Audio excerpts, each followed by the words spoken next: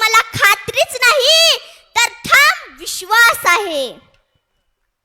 शेवटी जाता जाता माननीय गोपीचंदजी पडळकर साहेब यांच्याकडे पाहून एवढंच म्हणते की सदाशिवाच्या शूला परितो असा परजला, वादळ पिऊन तो जलधी सम असा गरजला, मेघ होऊन तो धरणीला असा भेटला, वीज होऊन तिमिरावरती असा पेटला, वज्रबलाने शतशतकांचा अडसर तुटला, मृतमातीवर नव्या मनूचा अंकुर फुटला, मृतमातीवर नव्या मनूचा अंकुर फुटला.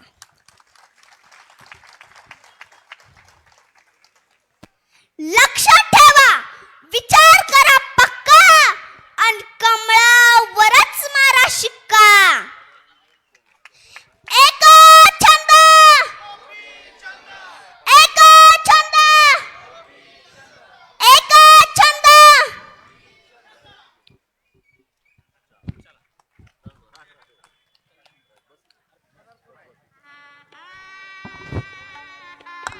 या चिमुकलीला कळालं हे आपणा सर्वांनाही कळावं ही अपेक्षा आहे. आणि सभेला संबोधित करण्यासाठी नगरसेविका मोटे मॅडम.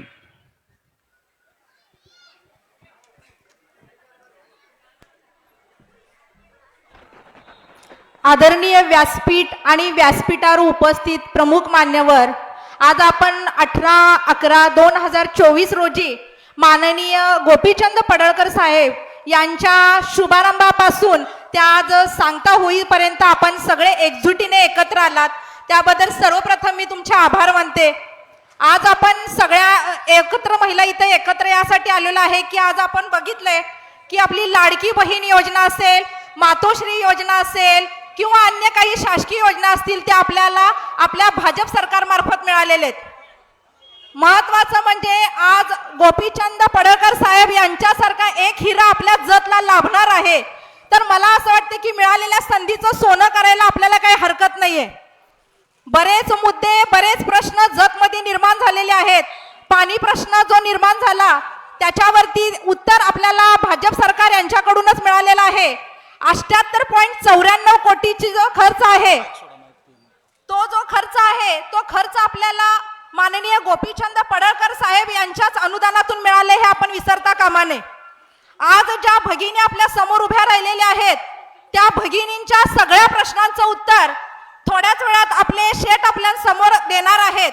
पण तत्पूर्वी मला हे सांगायचं आहे की नुकत्याच झालेल्या आपल्या मागच्या जाहीर सभेमध्ये आपले लाडके उपमुख्यमंत्री देवेंद्र फडणवीस यांनी दिलेला जो शब्द आहे तो आपण लक्षात ठेवायचा आहे. बहुसंख्य मताने आपण आपल्या शेठना आपल्या विधानसभेमध्ये पाठवायचं आहे आणि जास्तीत जास्त मताने त्यांना विजय करायचा आहे. विजय तर आपला निश्चित आहेच, परंतु आपल्याला प्रश्न आहे तो लीडचा आहे आणि जास्तीत जास्त आपल्याला लीड आपल्या जत मधून गेलं पाहिजे. हा शब्द मी तुमच्याकडून शेठना देते की सगळ्यात जास्त लीड आपण त्यांना देणार आहे आणि एक जतचं नाव इतिहासामध्ये आपण रोवणार आहे, यामध्ये काही शंका नाहीये. सगळ्यात महत्वाचं म्हणजे तुम्ही संख्येने इथं आलात आणि ही जी संख्या आहे या संख्येला माननीय गोपीचंद पडळकर साहेब हे आपल्याला मार्गदर्शन करणारच आहेत. प्रत्येकाच्या काही शंका आहेत, पण जतमध्ये निर्माण झालेला दुष्काळ असेल किंवा ऊसतोडी कामगारांचा जो प्रश्न असेल त्या कामगारांच्या प्रश्नांना सुद्धा उत्तर आपल्या शेठ मार्फत मिळणार आहे. आज सगळे जणांनी आपण येणाऱ्या 20 तारखेला आपलं कमळ हे जे चिन्ह आहे त्या चिन्हावरती आपला शिक्कामोर्तब करायचा आहे आणि आपल्या शेठचा विजय निश्चित करायचा आहे. मी पुन्हा एकदा तुम्हाला जागृत करण्याचा प्रयत्न करते. 20 तारखेला आपण सगळ्यांनी सकाळपासून संध्याकाळी 5 पर्यंत आपला कमळ हे जे चिन्ह आहे नंबर 1चं बटन आहे आणि आपले गोपीचंद शेठ पण नंबर 1लाच आले पाहिजेत हे सगळ्यांनी ध्यानात ठेवा. आणि तुम्ही मला सहकार्य करणार आणि मी जे या स्टेजवरनं दिलेला शब्द आहे तो शब्द जागृत राहणार याबद्दल मी शंकेत काही राहणार नाही, कारण माझी जतची जनता खूप शानी आहे आणि खूप हुशार आहे. योग्य उमेदवारच निवडून देणार आणि म्हणून मी पुन्हा एकदा शेठना शब्द देते की खूप जास्त मताधिकाने तुम्ही जत मधून निवडून जाणार, पण शेठ दिलेला जो शब्द आहे तो शब्द आमच्या जतवासियांसाठी आपण पाळाल ही एक मी शोकांतिका सगळ्यांपुढे मांडते, कारण दिलेला शब्द पाळणं हा सुद्धा महत्वाचा भाग आहे आणि ते शेठ आपले नक्की पाळणार आणि आपलं जत पासून मंत्रालयाची सुरुवात होणार या शंका नाही. मी परत एकदा तुम्हाला सांगते, 18/11 पासूनची जी सांगता आहे ती आपल्याला 20 तारखेपर्यंत जागृत ठेवायची आहे. 20 तारखेला मतदानासाठी सगळ्यांनी बूथवर जायचं आहे, आपलं मतदान करायचं आहे. आपलं चिन्ह कमळ आहे आणि 23 तारखेला जो गुलाल आहे तो आपलाच असला पाहिजे आणि यासाठी तुमचं सहकार्य मला गरजेचं आहे. आणि तुम्ही मला जे 2 शब्द इथं बोलण्यासाठी दिलात त्याबद्दल मी तुमचे आभार मानते. धन्यवाद. धन्यवाद मॅडम. यानंतर या प्रचार सभेमध्ये आपण सर्वांना मार्गदर्शन करण्यासाठी मुस्लिम समाजाचे नेते सन्मान्य बंटी नदाव. जत विधानसभा मतदारसंघ 288 क्रमांकचे महायुतीचे अधिकृत उमेदवार माननीय गोपीचंद पडळकर साहेब यांच्या प्रचारार्थ जाहीर सभेला उपस्थित व्यासपीठावर माननीय गोपीचंद पडळकर साहेब, उपस्थित सर्व नगरसेवक, पदाधिकारी, सर्व महिला प्रतिनिधी, त्याचबरोबरीनं उपस्थित सर्व जनसमुदायाला माझा नमस्ते, जय मल्हार, जय भीम आणि जय शिवराय. आज एवढं प्रचार सभेची आज रॅली निघत असताना मला काही पत्रकार बंधूंनी प्रश्न विचारला की उमेदवार आटपाडीचे की जतचे, तर याचं मी तुम्हाला उत्तर देऊ इच्छितो. परिवर्तन चळवळीतील प्रथम जनक महात्मा बसवेश्वर महाराजांनी एक आपल्याला उपदेश दिलेला आहे, काय कवे कैलास, म्हणजे कर्म हेच स्वर्ग. आणि आपले पडळकर साहेब जत तालुक्याचा स्वर्ग करणे हे त्यांचं कर्म आहे, म्हणून ते जत तालुक्यामध्ये कर्मभूमी मातृभूमी म्हणून जत तालुक्यातून आमदार म्हणून निवडून येण्यापूर्वी आपल्या सर्व ताकदीनिशी आपली सर्व ताकद लावून 200 कोटीचा निधी आणलेला आहे, हे लक्षात ठेवा तुम्ही. आणि हे विकास करण्यासाठी त्यांनी कर्मभूमी मातृभूमी म्हणून एक विकासपुत्र म्हणून तुमच्या समोर उभा राहिलेले आहेत. मी तुम्हाला एवढंच सांगतो, त्याच पद्धतीनं आता आपला प्रचार शेवटच्या टप्प्यात आलेला आहे. तुम्हाला विरोधक जात धर्म पात वेगवेगळ्या प्रकारचं तुम्हाला आर्थिक सुद्धा आमिष दाखवतील, परंतु तुम्ही कुठल्याही आमिषाला न बळी पडता सर्व समावेशक प्रगल्भ विचाराचं नेतृत्व म्हणजे माननीय गोपीचंद पडळकर साहेब यांना तुम्ही मतदान करा. मतदान का करा? जत शहराला तर माझी कळकळीची विनंती आहे, 79 कोटी रुपयाची पाणी पुरवठा योजना शेठनी मंजूर करून आणली आहे. ही सर्व आचारसंहिता संपलेली तर त्याचं काम चालू होणार आहे. आपण जर थोड्या आमिषाला जर बघितलो तर तुम्हाला पुढची 5 वर्ष 20 ते 25 हजाराचं पाणी विकत घ्यायला लागणार आहे, हे तुम्ही लक्षात ठेवा. आणि जर हे तुम्हाला टाळायचं जर असेल आणि तुम्हाला जर 24 तास पाणी जर पाहिजे असेल तर तुम्हाला एकमेव पर्याय आहे माननीय गोपीचंद पडळकर साहेब. त्याच्यामुळे मी सर्वांना कळकळीची विनंती करतो, 20 तारखेला मतदान पेटीवरचं 1 नंबरचं कमळाचं चिन्हाचं बटन दाबून तुम्ही गोपीचंद पडळकर साहेबांना बहुसंख्येनं निवडून द्या, एवढीच विनंती करतो. जय हिंद, जय महाराष्ट्र. धन्यवाद बंटी. यानंतर या सभेला संबोधित करण्यासाठी माजी नगरसेवक राजूदादा यादव.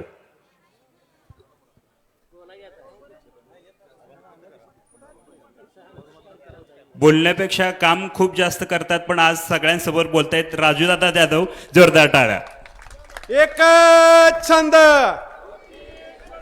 288 मतदारसंघ माननीय गोपीचंद पडळकर साहेबांना बहुमताने विजय करा, ही माझी आपल्याला नम्र विनंती आहे.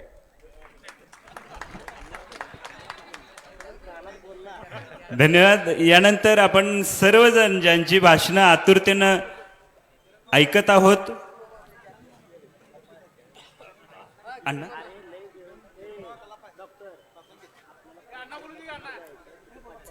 चला, युवक नेते अण्णा भेसे.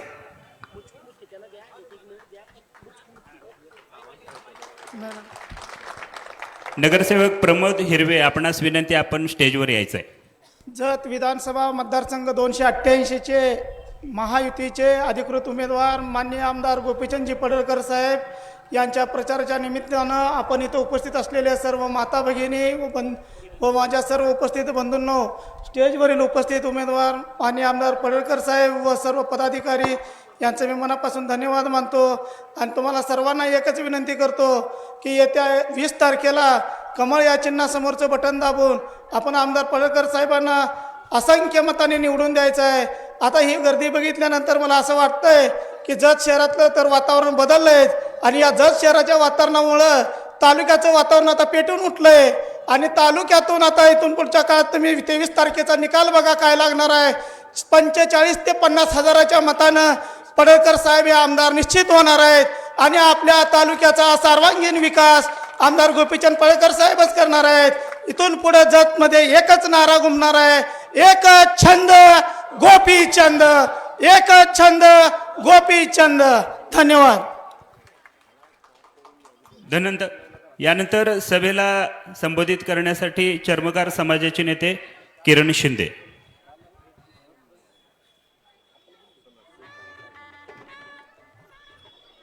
हॅलो,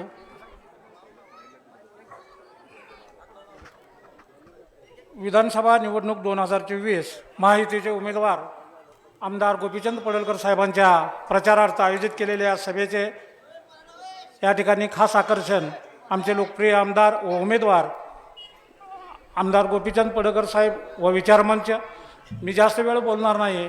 जत शहरात काम करत असताना काही गोष्टी निदर्शनास आल्या. जत शहराचा चेहरामोहरा आमदार साहेब बदलणार आहेत त्यांनी त्यांच्या भाषणातून सांगितलंय.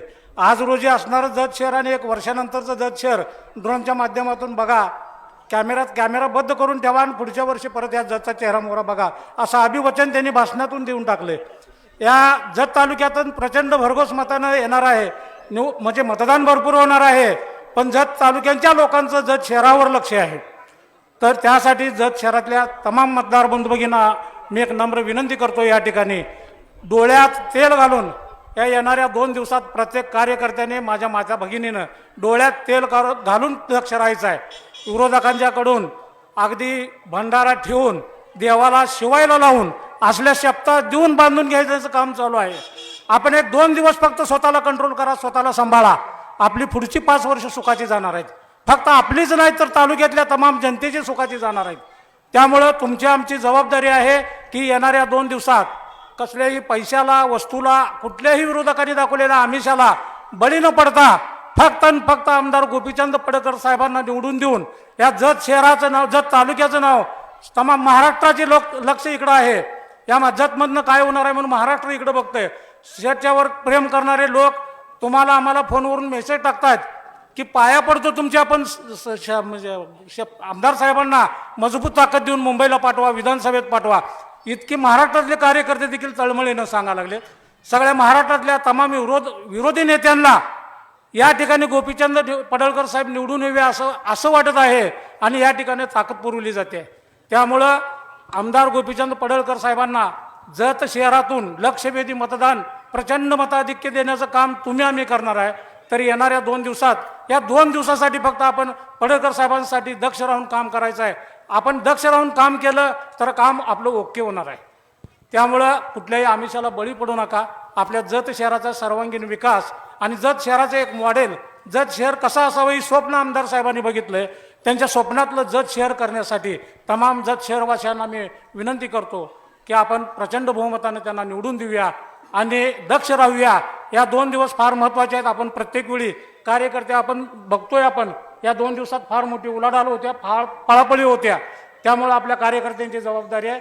आज 2 दिवसात आपण नाही झोपलं तरी चालेल, पण 2 दिवस जागरण करून आपण आपल्या मतदारांचं आणि मतदानात कक्षापर्यंत घेऊन मतदान करून घ्यायची जबाबदारी आपली आहे. त्यामुळे सर्वांनीच दक्ष राहून हे काम करूया. प्रत्येक 5 वर्षातनं क्रिकेटची पण मॅच असते आणि प्रत्येक 5 वर्षातनं ही पण मॅच असते. क्रिकेटचं स्टेडियम स्लो बॅट्समॅन असतोय, प्रत्येक 5 वर्षाला आपली मॅच होत्या आणि स्लो बॅट्समॅन असतो, त्यामुळे स्टेडियम शांत असते. आज सचिन तेंडुलकर सारखा, महेंद्रसिंग धोनी सारखा खेळाडू ग्राउंडवर उतरलाय, ह्या जतच्या स्टेडियमात दंगा उठलाय आणि हा दंगा बघून विरोधकांच्या पायाखालची माती सरकलेली आहे. त्यामुळं माझी परत एकदा हात जोडून माझ्या माता भगिनींना विनंती आहे दक्ष राहा, आमिषाला बळी पडू नका आणि जास्तीत जास्त आपलं आपल्या पै पाहुण्यांचं आपल्या भाऊ बहिणींचं सगळ्याचं मतदान शेठसाठी करून घेऊया एवढी विनंती करतो. थांबतो. जय हिंद, जय महाराष्ट्र. धन्यवाद. यानंतर आपण सर्वांना आवाहन करण्यासाठी ॲडव्होकेट प्रतीक्षा मोरे, सर्वच क्षेत्रातील मान्यवरांचा या ठिकाणी सहभाग असताना आपण सर्वांना मतदानाचं आवाहन करण्यासाठी विनंती करतोय. ॲडव्होकेट प्रतीक्षा मोरे.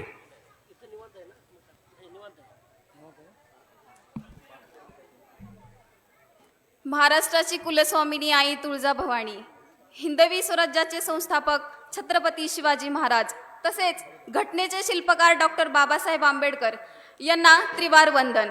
आज आपण इथे फक्त सभेसाठी जमलेले नाही आहोत, तर गोरगरिबांचा प्रश्न, पाण्याचा प्रश्न, घरातील प्रत्येक जणांच्या अडचणीचा प्रश्न, प्रत्येक अडचणींना तोडगा काढण्यासाठी आपण इथे आज जमलेलो आहोत. आदरणीय व्यासपीठ, मंचावरील उपस्थित सर्व मान्यवर तसेच आपले लाडके नेते, आजचे उमेदवार गोपीचंद पडळकर साहेबांनी एवढे छान मुद्द्यावरती काम करण्याचा प्रयत्नांची सुरुवात ही चांगल्या पद्धतीने केलेली आहे. आपण जर त्यांच्या कार्याला यशस्वी आणायचं असेल तर आपल्या सर्वांचा पाठिंबा हवा आहे. त्यांनी जत तालुक्याची जर सुधारणा करायची असेल तर सरकार डायरेक्ट इथपर्यंत येऊन सगळ्या अडचणींचा तोडगा काढू शकत नाही. त्यामुळे त्यांनी गोपीचंद साहेब पडळकर सारखे इथे उमेदवार उभा करून युवा नेत्यांच्या मदतीने आपण जत तालुक्याचा विकास करणार आहोत. आता आजपर्यंत उमेदवारीचा अर्ज भरल्यापासून आजपर्यंत प्रत्येक गावागावामध्ये जाऊन आपण प्रत्येक ठिकाणी सभा भरवली. प्रत्येक सभेमध्ये गावागावातला प्रश्न चा तोडगा काढण्यासाठी त्यांच्या काय अडचणी आहेत हे जाणून घेतलेलं आहे. परंतु प्रत्येक सभे ठिकाणी जाऊन फक्त एकच सर्वांचा प्रश्न आहे, तो म्हणजे पाणी प्रश्न. आणि दुष्काळ हा सगळीकडे जेव्हा आपण बाहेर जातो आणि गावाचं किंवा तालुक्याचं नाव विचारलं जातं, जेव्हा आपण जत सांगतो तेव्हा म्हणतात दुष्काळग्रस्त भाग जिकडे पाणी नाही. पण जर हाच दुष्काळ मिटवायचा असेल तर आपल्या सर्वांच्या मदतीनं हे काम आपण पूर्ण करू शकतो. दुसरी म्हणजे बेरोजगारी. इथले कित्येक मजूर हे ऊस तोडीसाठी जातात आणि त्या गोष्टी जर आपण सर्व बंद करायच्या असतील तर आपण त्यांना पाठिंबा देऊन काही काम इथं MIDC वगैरे आता आपण करणार आहोत. तर पहिला प्रश्न हा पाण्याचा सुटला तर आपण MIDC मध्ये काम करू शकतो किंवा MIDC स्थापन करू शकतो. कारण एवढा उद्योग चालू करायचं म्हटल्यावर पाण्याची गरज लागते आणि MIDC जर इथे आपण स्थापन केली तर बेरोजगारी जेवढे मजूर आहेत त्यांना आपण काम देऊ शकतो. म्हणजे असे बरेच काही प्रश्न आहेत ते आपण सोडवू शकतो. त्यामुळं प्रत्येकाने येणाऱ्या 20 तारखेला साहेबांना कमळ या चिन्हासमोरील बटन दाबून प्रचंड बहुमतांनी विजयी करावी अशी मी विनंती करते. तसेच महिलांसाठी सरकारने एवढ्या योजना राबवल्या आहेत. आपण घरामध्ये काही पुरुष हे कमवते नसतात आणि महिलांनी एखाद्या वेळेस घरामध्ये पैसे मागितले तर ते माझ्याकडे पैसे नाहीत असं म्हणतात. मग तेव्हा त्यांना एवढं वाईट वाटतं की म्हणजे आपण बाहेर जाऊन कमवू शकत नाही, कारण घरातली प्रत्येक स्त्री आज बाहेर गेलेली नाही किंवा ती जाऊन काम करू शकत नाही. एखादी स्त्री असते जी शिक्षण झाल्यानंतर बाहेर जॉब करू शकते, पण ज्या महिलांच्या परिस्थितीमुळे त्यांचं शिक्षण झालेलं नाही त्या महिला बाहेर जाऊन काम करू शकत नाही, कमवू शकत नाही. त्यामुळे सरकारने एक लाडकी बहीण योजना 1,500 रुपये का असेनात परंतु त्याच्या मदतीनं आपण घरातील एखाद्या मुलाला आनंद देऊ शकतो. तसेच ती आजारी पडली तर हॉस्पिटलला जाऊन त्याच पैशाने ती तिच्यावर उपचार करू शकतो. म्हणजे त्या 1,500चा फायदा हा खूप सारा होऊ शकतो. बाहेर फिरायला जायचं असेल तर पैशाची कमतरता असेल तर आपल्याला 50% STच्या ह्याच्या तिकिटामध्ये सवलत दिलेली आहे, त्याचा फायदा देखील आपण घेऊ शकतो. तसेच मुलींना बाहेर शिक्षणासाठी पाठवायचं म्हटलं तर सगळ्यांना प्रश्न पडतो की पैसा जातो आणि शिक्षणाच्या बाबतीमध्ये सुद्धा सरकारने आपल्याला खूप सारी सवलत दिलेली आहे. म्हणजे महिलांना त्यांनी एवढ्या योजना राबवलेल्या आहेत तर महिलांचा पाठिंबा हा त्यांना खूप गरजेचा आहे आणि महिलांना कायम मदत करण्याचा हेतू हा सरकारचा आहे. त्यामुळं जेव्हा ज्योतिर्लिंग आणि शक्तीपीठ हे एकत्र येतं तेव्हा खूप काही बदल घडू शकतो. पण ज्योतिर्लिंगापेक्षा एखादं शक्तीपीठ, आता शक्तीपीठ म्हणजे महिला एकत्र आल्या की एक शक्तीपीठ तयार होतं आणि शक्तीपीठा एवढी ताकद ही कशातच नसते. त्यामुळं मी महिलांना आवाहन करते की सर्वांनी एकत्र येऊन येणाऱ्या 20 तारखेला साहेबांना कमळ या बटनाच्या समोरील कमळ या चिन्हासमोरील बटनावर प्रचंड बहुमतांनी मतदान करून विजयी करा एवढीच विनंती करते. जाता जाता एवढंच बोलते. कर्ण हा कितीही श्रेष्ठ असला तरी त्याच्या विजयाचा फायदा हा दुर्योधनालाच होत असतो. कर्ण हा कितीही श्रेष्ठ असला तरी त्याच्या विजयाचा फायदा हा दुर्योधनालाच होत असतो. त्यामुळं पक्षाचे उमेदवार हे कसेही असेल, परंतु पक्षाचे उमेदवार हे कसेही असले तरी पक्षांची विचारधारा डोक्यात घेऊनच प्रत्येकजण त्याचं मतदान करा. एवढं बोलून मी माझे 4 शब्द संपवते. धन्यवाद. धन्यवाद. धन्यवाद. आजची शेवटची सांगता सभा आहे. 5 वाजता प्रचार संपणार आहे. याचं भान सर्व वक्त्यांनी ठेवावं. यानंतर आपण सर्वजण ज्यांची आतुरतेने वाट पाहत आहोत, जतमधला एक डॅशिंग नगरसेवक टिमीबाई येडके, जोरदार टाळ्या टिमीबाईसाठी.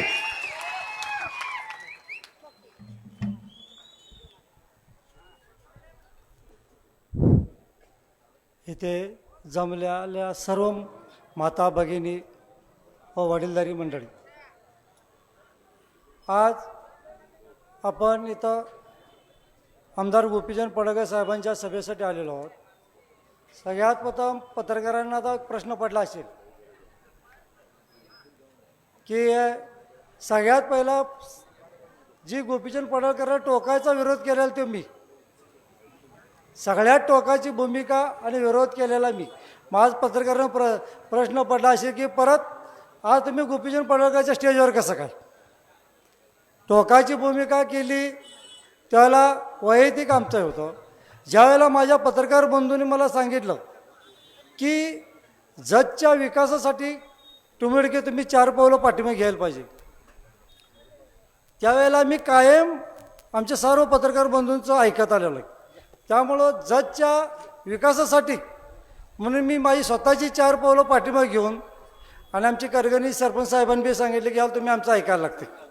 त्यामुळे त्यांचं एक ऐकून आम्ही या प्रचारात हे झालेलं आहे. आणि शेठ सगळ्यात महत्त्वाचं, आम्ही तुम्हाला विरोध केला म्हणून तुमचं नाव लई झालं. आम्ही जेवढा कडकडे विरोध झाला तेवढा गोपीचंद पडळकरांचं नाव वाढत गेलं.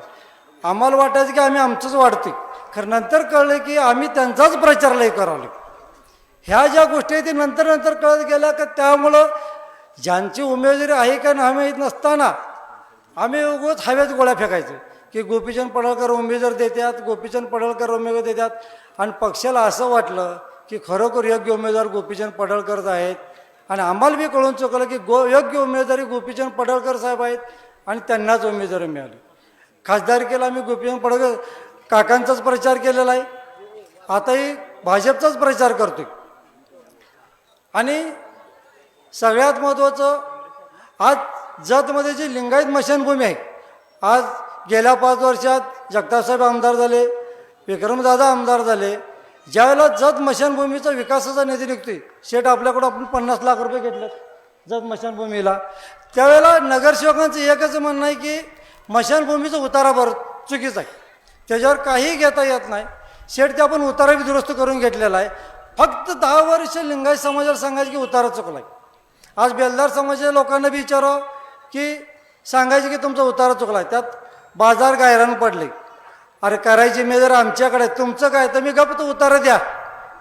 एक तर नगरसेवकांच्यात हिंमत नाही कुठली गोष्ट करायची, एक तर करत बी नाही करू बी देत नाही. अशा नगरसेवकांनी तर माझं तर मत आहे उभारूनच. आज आप्पा पवार सगळ्या गोष्टीला साक्षीदार आहेत. प्रत्येक गोष्टीला मिटिंगला काय झालं की नुसतं आडवं करायचं.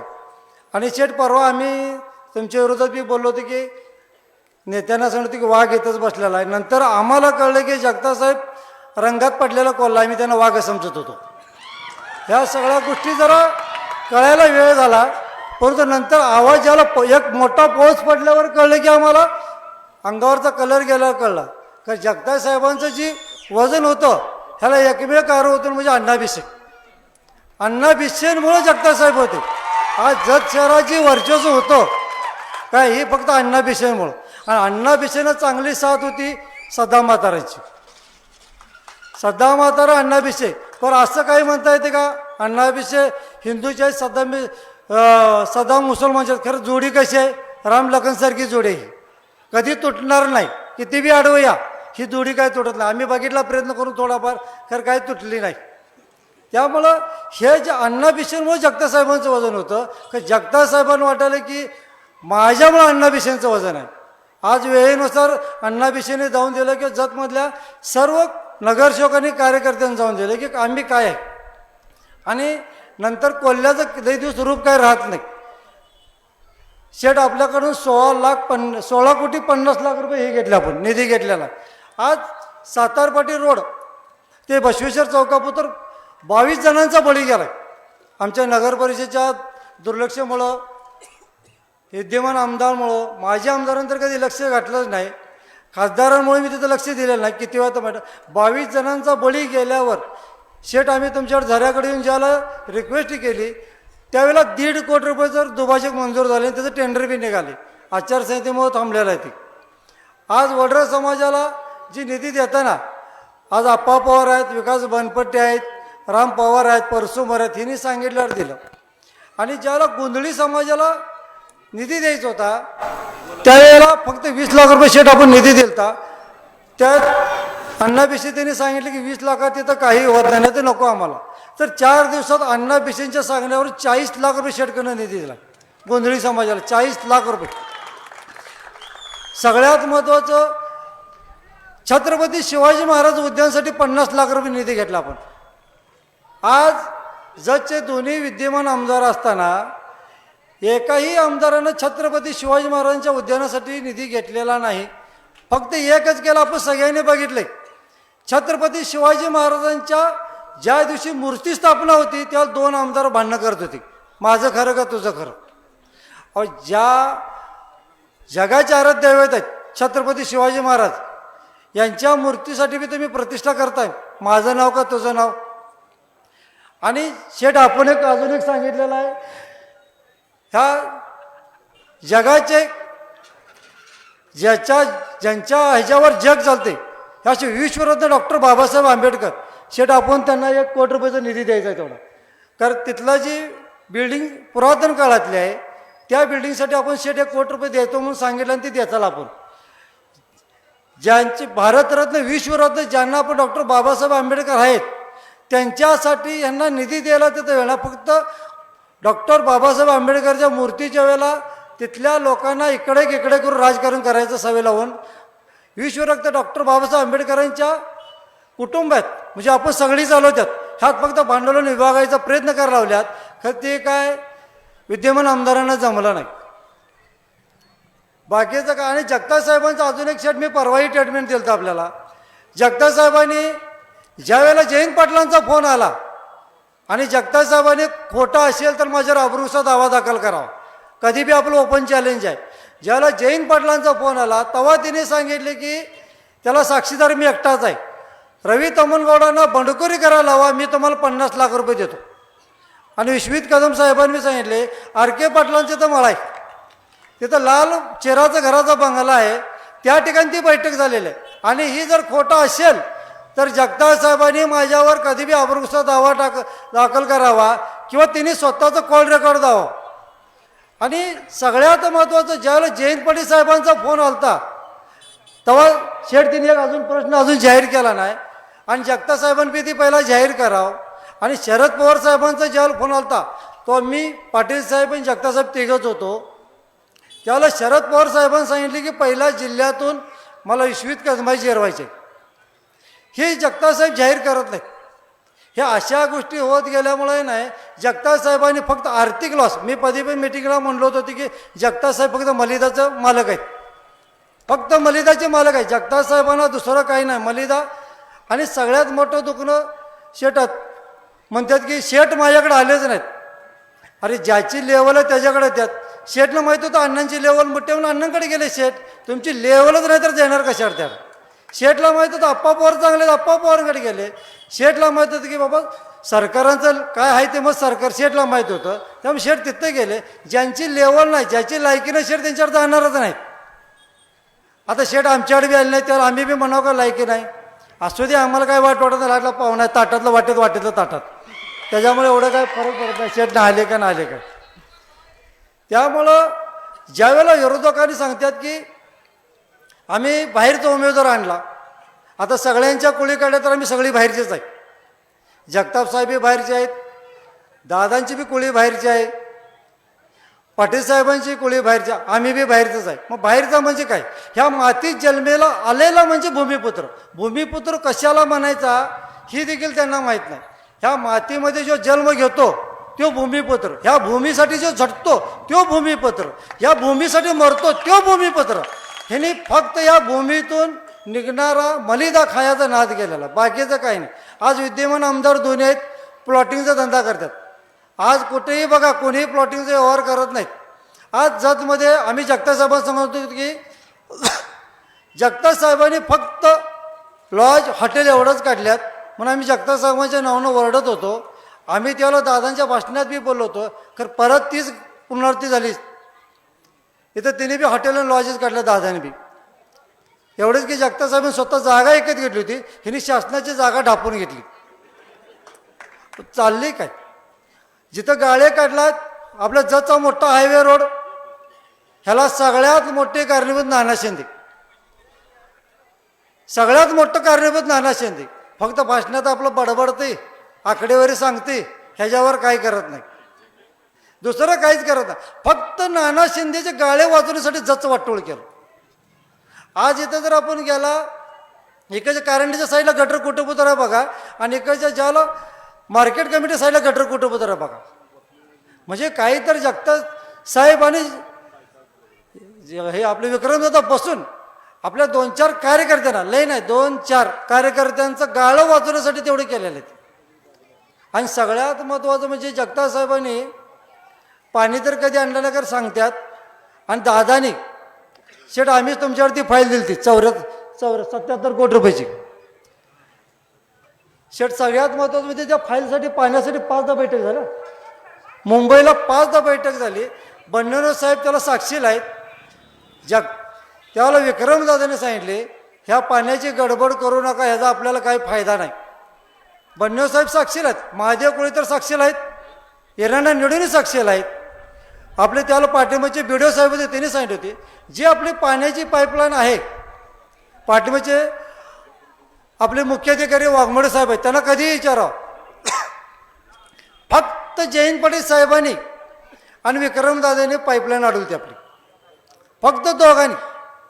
आता म्हणतात की आता आम्ही आणले फाईल कुणापत्र गेली ती फक्त मला माहीत आणि मुख्याधिकारी माहीत आणि शेटला माहीत, बाकीचं कुणाला माहीत नाही.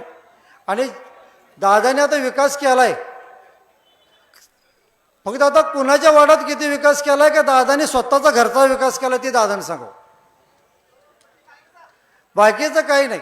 शेठ जे आता आपण 16 कोटी रुपये आणले होते, सगळ्यात महत्त्वाचा मुद्दा होता व्यंकेश्वर मंदिर. आपलं पुरातन मंदिर आहे, व्यंकेश्वर मंदिर पुरातन मंदिर, तिथं पाणी साठते, तिथून पाणी गटर बाहेर काढण्यासाठी 30 लाख रुपये आणलेत. लिंगायत समाजासाठी 45 लाख रुपये आणलेत, वडर समाजासाठी 30 लाख रुपये आणलेत, चर्मकार समाजासाठी 30 लाख रुपये आणलेत, बेलदार समाजासाठी 20 लाख रुपये आणलेत. आज आमचा परीट समाजाला कोण विचारलं, बारीक समाज आहे, शेठ आपण त्यांना जागा देऊन त्यांना 20 लाख रुपये दिलेत. आज जतमध्ये प्रजापती ब्रह्मकुमार आहेत, त्यांच्यासाठी 20 लाख रुपये आणलेत. असा निधीचा आमच्याकडे पाडा आहे, तिने निधीचा पाडा वाचून द्यावा आम्हाला. फक्त काय झाले, काम काय करायचं ना, कारण मी केले म्हणायचं, फक्त एवढंच माहिती आहे. आयत्या वेळात नागोबा म्हणल्यासारखे दोन्ही आमदार आहेत, त्या जगताप साहेब जास्त आहेत, काय केलं तरी मीच केले. पाणी पाठीमध्ये 94ला मीच आणली, पाठीमग मी लय, आमदाराचं काम आहे की मी लय केली. मग तुम्ही आमदार असताना काय काम केलं जगताप साहेब? आज अण्णाभिषे त्यांच्याकडे होतेच. आज अण्णाभिषेंची एकाची अण्णाभिषेन गटर त्यांना भरपूर वेळा सांगितली का अण्णा, बरोबर आहे का? कारण साधी बायपासची गटर करायची झाली नाही त्यांना, कारण त्या गटरीच्या पाण्यामुळे अनेकांच्या घरात पाणी जाते, संसार उद्ध्वस्त होत्यात. खरं जगताप साहेबांना ते करायचं झालं नाही. खरं स्वतःच्या हॉटेलकडे जायला रस्ता मात्र चांगला केला, डांबरी रस्ता. स्वतःच्या ज्या हिल स्टेशनला जायला डांबरी रस्ता 1 नंबर चकचकीत केलाय. जसं परवा हिने म्हणले होते सदाभाऊ, तसं जगताप साहेबांनी आपल्या गाडीच्या कलरगत रस्ता करून टाकला, काय हे काही केला नाही. ह्या सर्व गोष्टी असताना जतच्या विकासासाठी शेठ अजून एक आम्हाला आपल्याकडून निधी गेलेलाच आहे, तो आलेला आहे. जतच्या नगरपरिषदेसाठी 10 कोटी रुपये बिल्डिंगसाठी तेवढं आपण पाठवून दिलेलंच आहे. जतची बिल्डिंग ही 10 कोटीची झाल्यावर आणि जतच्या महिलांसाठी उद्योगधंद्यासाठी आपण शेट काय तर करायला पाहिजेत. महिलांचे कमीत कमी 100-200च्या वर बचत गट आहेत. प्रत्येक महिलांचे बचत गट आहेत. बचत गटावर काय तर कामधंदा व्हावा, महिलांसाठी काय तर हाताला काम मिळावं, तर रोज 2 रुपये मिळू देत किंवा हक्काचे मिळू देत. ह्यासाठी जतसाठी मध्ये काहीतरी झटण्याचं गरज आहे. आणि ज्यावेळेला आमचे पाटील साहेबांना उभा केलं, पाटील साहेब माझे मित्र आहेत, इथून पुढेही मित्र राहतील, त्याबद्दल काय दुमत नाही. पाटील साहेबांना फक्त बळीचा बकरा केलेला, फक्त बळीचा बकरा करून फक्त गोपीचंद पडळकरनं अडवण्यासाठी काय करता येईल ह्यासाठी शेठ आज विश्वित कदम आहेत, विशालदादा पाटील आहेत, जयंत पाटील आहेत, नंतर शरदचंद्रजी पवार साहेब आहेत, अन्य काही काँग्रेसचे नेते आहेत. ह्यांचा फक्त एकच प्रयत्न आहे की शेठ आपण आमदार झाला की पालकमंत्री झाला की आमचं काय खरं नाही. शेठ पालकमंत्री झाला का आमचं काय खरं नाही. कारण शेठ तुम्ही आता कारखाने चौकशी लावल्याच, जत साखर कारखान्याची. मग आता तुम्ही जर पालकमंत्री झाला तर कारखाने चौकशी झाली तर अवघडून बसेल आहे. आणि जमदाडे साहेबांना भीती शेठ असे, तुम्ही परवा भाषणात बोलून दावला की बँकेचा भ्रष्टाचार काढणार आहे. मग जमदार साहेबांना भीती आहे की आता मी शेठकडे आलो आणि जर शेठ निवडून आला तर माझा बँकेचा भ्रष्टाचार नाही घेईल. आज एवढी लोक ते पेटकर आहेत, कुणीही पेटकऱ्यांनी सांगावं शेठ इथं सगळ्यात बसलेलं आहे ना, की कुणालाही एका दुसऱ्याच्यावर गाडी घेता नाही. तुम्हाला देखील तुमच्या बहिणीने गिफ्ट दिलेली गाडी आहेत, काही मित्रांनी गिफ्ट दिलेली गाडी आहेत. कारण जमदाडे साहेबांना तर रेंज रोड घेतात, 8 गाड्या जमदाडे साहेबांकडे. इन्कम काय? बँकेचा जो भ्रष्टाचार शेठ तुम्ही तेवढा लवकर काढून यदा त्यांना लवकर हात पाठवलं तर लईच बरं होईल. म्हणजे काय होईल, जमदार साहेबांसह खुलासा बाहेर निघेल. आणि ज्यावेळेला आमचा कारखाना जगताप साहेबांची जयंत पाटलांच्या गळ्यात घासात घातला, शेठ त्याच्यावर आमच्या लई जणांच्या हे कारखाना ऐकला 49 कोटी रुपयाला, अजून नगरपालिका नोंद नाही कारखान्याची. ज्यावेळेला एखादा कारखाना एकच घेतो तो नगर परिषद नोंद पाहिजे, ते नगर परिषद नोंद नाही. त्याच्यावर शेठ काय तर 218 कोटी काय तर कर्ज काढलेलं आहे असं मला कळलेलं. मी बघितलेलंच आहे की 218 कोटी कर्ज काढले. हे जमदार साहेबांनीच मला दावलं होतं दिवशी बँकेत. जमदार साहेबांनी बोलवून चालतं तेव्हा ही जरा बघ जयंत पाटील साहेबांनी काय केले. म्हणजे ज्यावेळेला यांच्याकडे काय मिळालं नाही की तेव्हा आमचा वापर करायचा. फक्त जमदाडे साहेब काय म्हणतात, माझ्याकडे एवढे कार्यकर्ते आहेत तेवढे साहेब तुमचे कार्यकर्ते तुम्हाला लक लाभो, तुमच्याकडे कोणीही कार्यकर्ता येणार नाही. जशी आज जगताप साहेबांची फळी म्हणजे अण्णा विषय होती तशी तुमच्याकडे आता कोणीही नाही, कोणीही नाही. आणि सगळ्यात महत्त्वाचं म्हणजे ज्याला आपण एखादी गोष्ट खोटं बोलतोय, खरं किती एक खोटं बोलायला 100, एक खरं बोलायला 100 खोटी बोलायला लागतात. आणि अजून एक शेठाचा एकच प्रचार चालू आहे तुमच्या विरोधात की बिरोबाची शपथ घेतली, दुसरा कुठलाही प्रचार नाही. आता मी माझ्या आईचे बापा शपथ, माझ्या आई वडिलांना मी बघतो की तुझं काय समज आहे त्यात. आराध्य दैवत शेठचं, शेठ आणि बिरोबा बघून घेतील, ती एकमेकाला काय करायचं ते करतील, तुम्हाला काय करायचं आहे. मी माझ्या आई वडिला शपथ घेते, आई वडिला मी बघून घेते, गोपीचंदनी शपथ घेते ते बघतात की रोज मिठ्ठा मारते तिथं, तरी बिरोबा त्यांचं चांगलंच करत गेले. आणि देवानं सांगितलंय एखादा गोष्ट जर चांगलं करायचं असेल तर खोटं बोलायला काय हरकत नाही. हे देवाने सांगितलेलं आहे की समाजाचं जर चांगलं होत असेल तर खोटं बोला तिथं, खरं समाजात चांगलं होत असेल तर. आणि शेठ तुमच्या एका बोलण्यानं खोटं आज महाराष्ट्रात काय तर 11 का 9 आमदार दिलेत धनगर समाजाचे आणि ओबीसी समाजाचे तर सगळीकडे दिलेत. फक्त एकच आहे त्यांचं की गोपीचंद पडळकर नको आहे, गोपीचंद पडळकर नको आहे.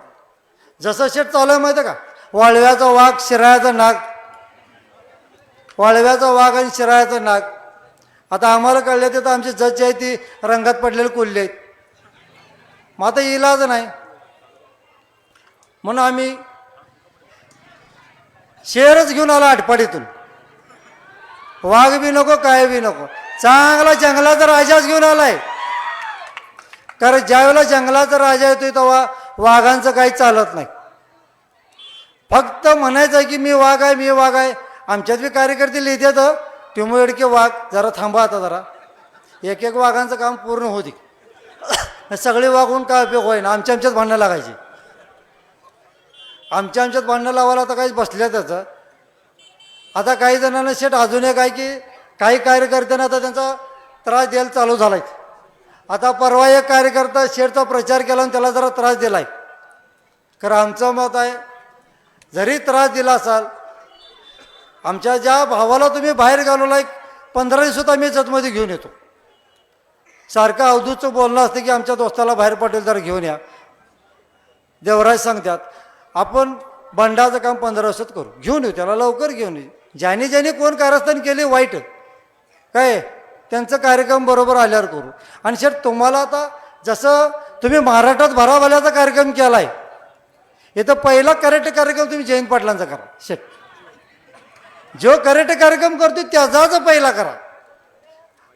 म्हणजे खालच्या जाते राहिलं जगतासाहेब ती त्यांच्या नादात शेट लागू नका, त्याला आम्ही हाय खंबीर आहे त्याला आम्ही. कारण तुम्ही तुमची ताकद वायपट घालवू नका. पण जयंत पाटलांचा एकदा कार्यक्रम केला, आता जयंत पाटील भाषणात सांगणार ते कोण आहे, टिमू येडके काय बघा, तिने मला दोनदा भेटायला बी बोलवलं. फक्त शेठ तुम्ही आमचा कारखान्याचं जी आता लोकांच्या ह्याच्यावर हे बसले उधारावर आणि कर्ज बसलेलं ते तेवढं बघा. आणि कारखाना जसा लोकांच्या ताब्यात येते, आता उमदीचा लवंगाचा कारखाना शेठ तुम्ही ताब्यात हातात घेतलाय त्या काम त्याचं 17 वर्ष होऊन गेलं तुम्ही ताब्यात घेतलाय. येत्या काळात जतमध्ये अजून एक शब्द सांगतात की गुन्हेगारी वाढणार. मग इतक्या दिवस तुमच्याकडे आम्ही होतो, गुन्हेगारी वाढली का?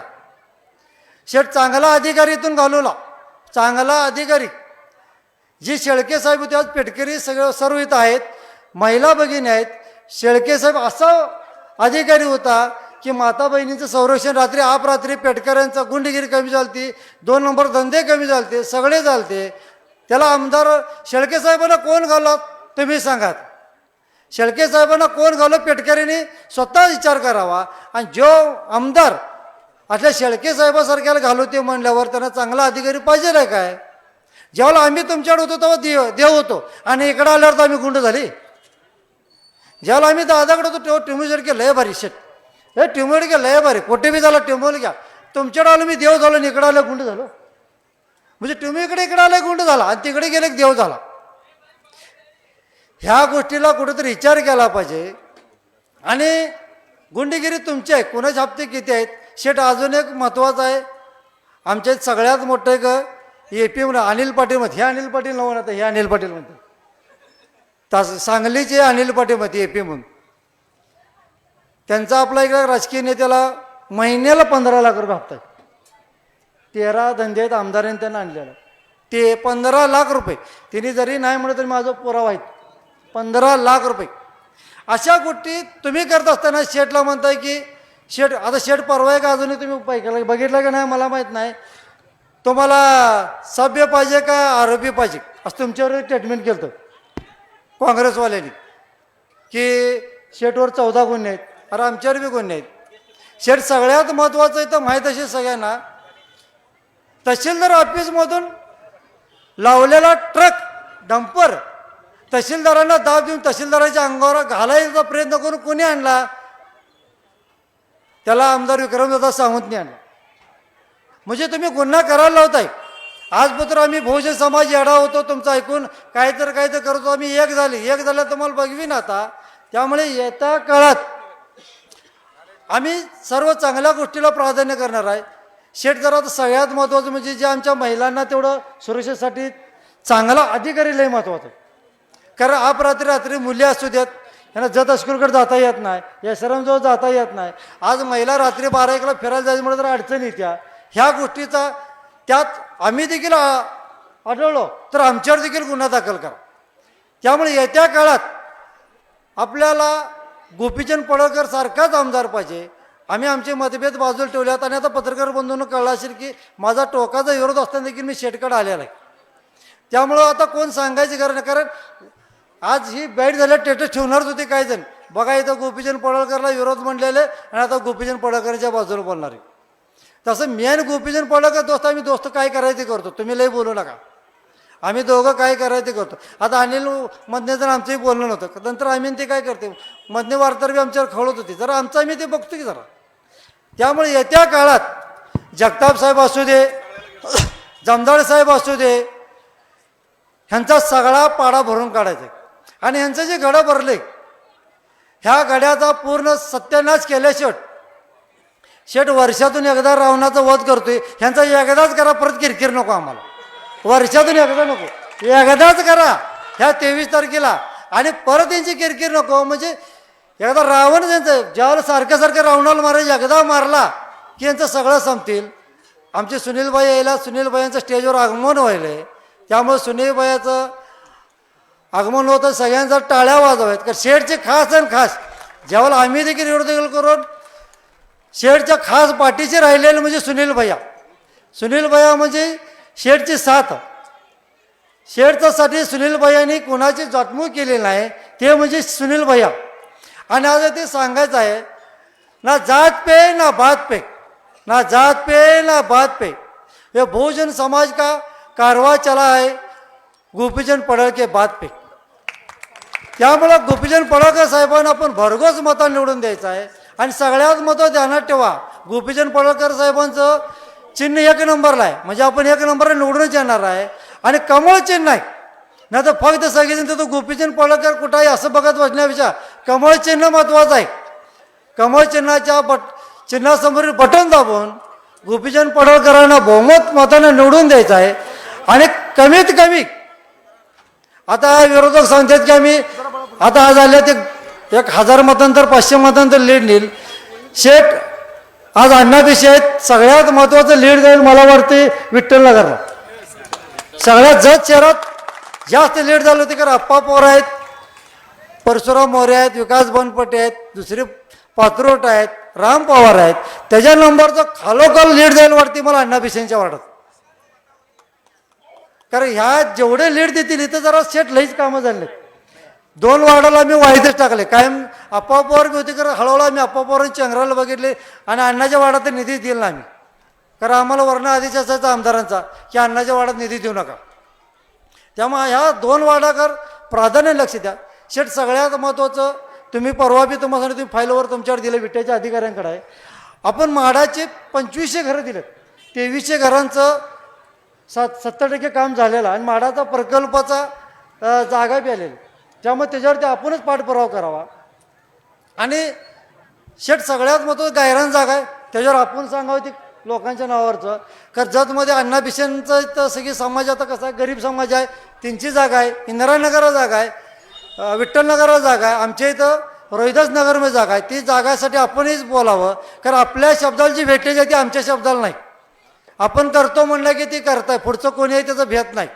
त्यामुळे येत्या काळात आता लई टाईम घेत बसत नाही, अजून 5 वाजूवर टायमिंग आहे, तर शेठनं बोलायला लई वेळ द्यायचा. आणि कोणतर बोलतात, त्या सुनील भैया शेठची खास आल्यामुळे सुनील भैयाला बोलायला देणं गरजेचं आहे. कारण सुनील भैयाला नाही दिले की शेठ नाराज होतात, कारण सुनील भैया लई महत्त्वाचा आहे. त्यामुळं येत्या काळात आणि सगळ्यात महत्त्वाचं एकच नाव विसरलं, कसं विसरलं ह्याचं कारण सांगतो. ते जवळच असल्यामुळे त्याचं आपण मी त्याचं नाव घेतलं नाही, तेव्हा माझ्या तुमच्या सगळ्यापेक्षा जवळच आहे. संतोष पात्रोट म्हणून सतीश पात्रोट, ही तुमची नाहीत, ही माझी भाव आहेत, त्यामुळे त्याचं नाव विसरलं होतं. त्यामुळे माझ्या भावांचं नाव आता घेतो, तुम्ही सांगताय आपा, खरं ती माझी भाव आहे, तुमची नाही ती. त्यामुळे परसू आपा संतोष पात्रोट आणि सतीश पात्रोट ते आपले आहेत, त्यामुळे लई विचार करू नका. ती खरं तुमच्या संगत राहतात, भाऊ माझा खरं राहते तुमच्या संगत, अशी कंडिशन तिथे बी. त्यामुळे येत्या काळात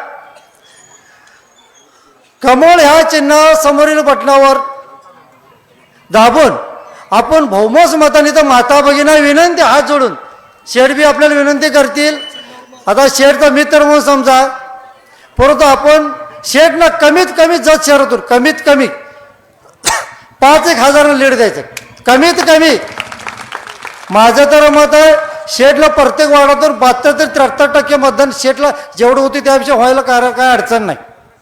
त्यामुळं येत्या काळात शेठची आमदारी 100% आहे. खरं वार्ड नंबर 1 आणि 10 वर जास्त लक्ष ठेवा. आणि लिंगायत स्मशानभूमीचं काम शेठ लय महत्त्वाचं आहे. बाकीचं आम्ही बघतो, तुम्ही फक्त जैन पाटलांकडे बघा, उरलेले जगतासाहेब असू दे, जमदाडे असू दे, यांचा आम्ही कार्यक्रम करतो जिथं सगळे मिळून. त्यामुळे इथं थांबतो आणि जय हिंद, जय महाराष्ट्र, नमस्कार. धन्यवाद. यानंतर सन्माननीय सुनील भैया पवार. आज प्रचार सभेच्या सांगतेच्या निमित्तानं इथं उपस्थित असलेले आमचे बंधू विधान परिषदेचे आमदार माननीय गोपीचंद पडळकर साहेब, आमचे जिल्हा परिषदेचे उपाध्यक्ष माजी उपाध्यक्ष पप्पू डोंगरे साहेब आणि जत परिसरातून सर्व आलेले नगरसेवक, माजी नगरसेवक, नेते आणि समोर जमलेल्या महिला आणि भगिनी, बंधू भगिनींनो, आज आपली जी निवडणूक आहे, जी आज होणारी ही 2024ची विधानसभेची निवडणूक आहे, ही निवडणूक ही आपल्या तालुक्याची भवितव्य ठरणारी निवडणूक आहे. ज्याप्रमाणे आपण आपल्या कुटुंबाचं भवितव्य ठरवत असतो, त्याप्रमाणे आपल्या जत तालुक्याच्या भवितव्य ठरणारी ही निवडणूक आहे. या निवडणुकीच्या रिंगणामध्ये आता 3 उमेदवार आहेत. विक्रमदादा सावंत आहेत, आपले पडळकर साहेब आहेत आणि तम्मनगौडा साहेब आहेत. आपण सर्वसामान्य जनतेने फक्त एकच विचार करायचा आहे की या तालुक्याचा विकास कोण करू शकतोय. जसं आपण कुटुंबाचा विचार करतो, कुटुंबाच्या भवितव्याचा विचार करतो, त्याचप्रमाणे या तालुक्याचा विकासाचा भवितव्याचा विचार करणारा माणूस म्हणजे गोपीचंद पडळकर साहेब आहे. हे आपण सर्वांनी लक्षात घ्यायचं आहे. आता फक्त विधान परिषद होती, या विधान परिषदेच्या माध्यमातून लक्षावधी कोट्यावधी रुपयाचा निधी पडळकर साहेबांनी आपल्यासाठी, आपल्या जत शहरासाठी सुद्धा आणलेला आहे. तालुक्यासाठी तर बराच आणलेला आहे, पण जत शहरासाठी सुद्धा किमान 100 कोटी रुपयाचा निधी इथं पडळकर साहेबांनी आणलेला आहे. तालुक्यासाठी जवळजवळ 150-200 कोटीचा निधी आणला आहे. तसं वास्तविक पाहता जतशी त्यांचा काही संबंध नाही. म्हणजे जतचे जे काही विधान परिषदेचे आमदार होते, जतचे आमदार नव्हते, तरीही त्यांनी जवळजवळ 100-200 कोटीचा निधी आणला. या सर्व निधीच्या माध्यमातून आपल्या तालुक्याचा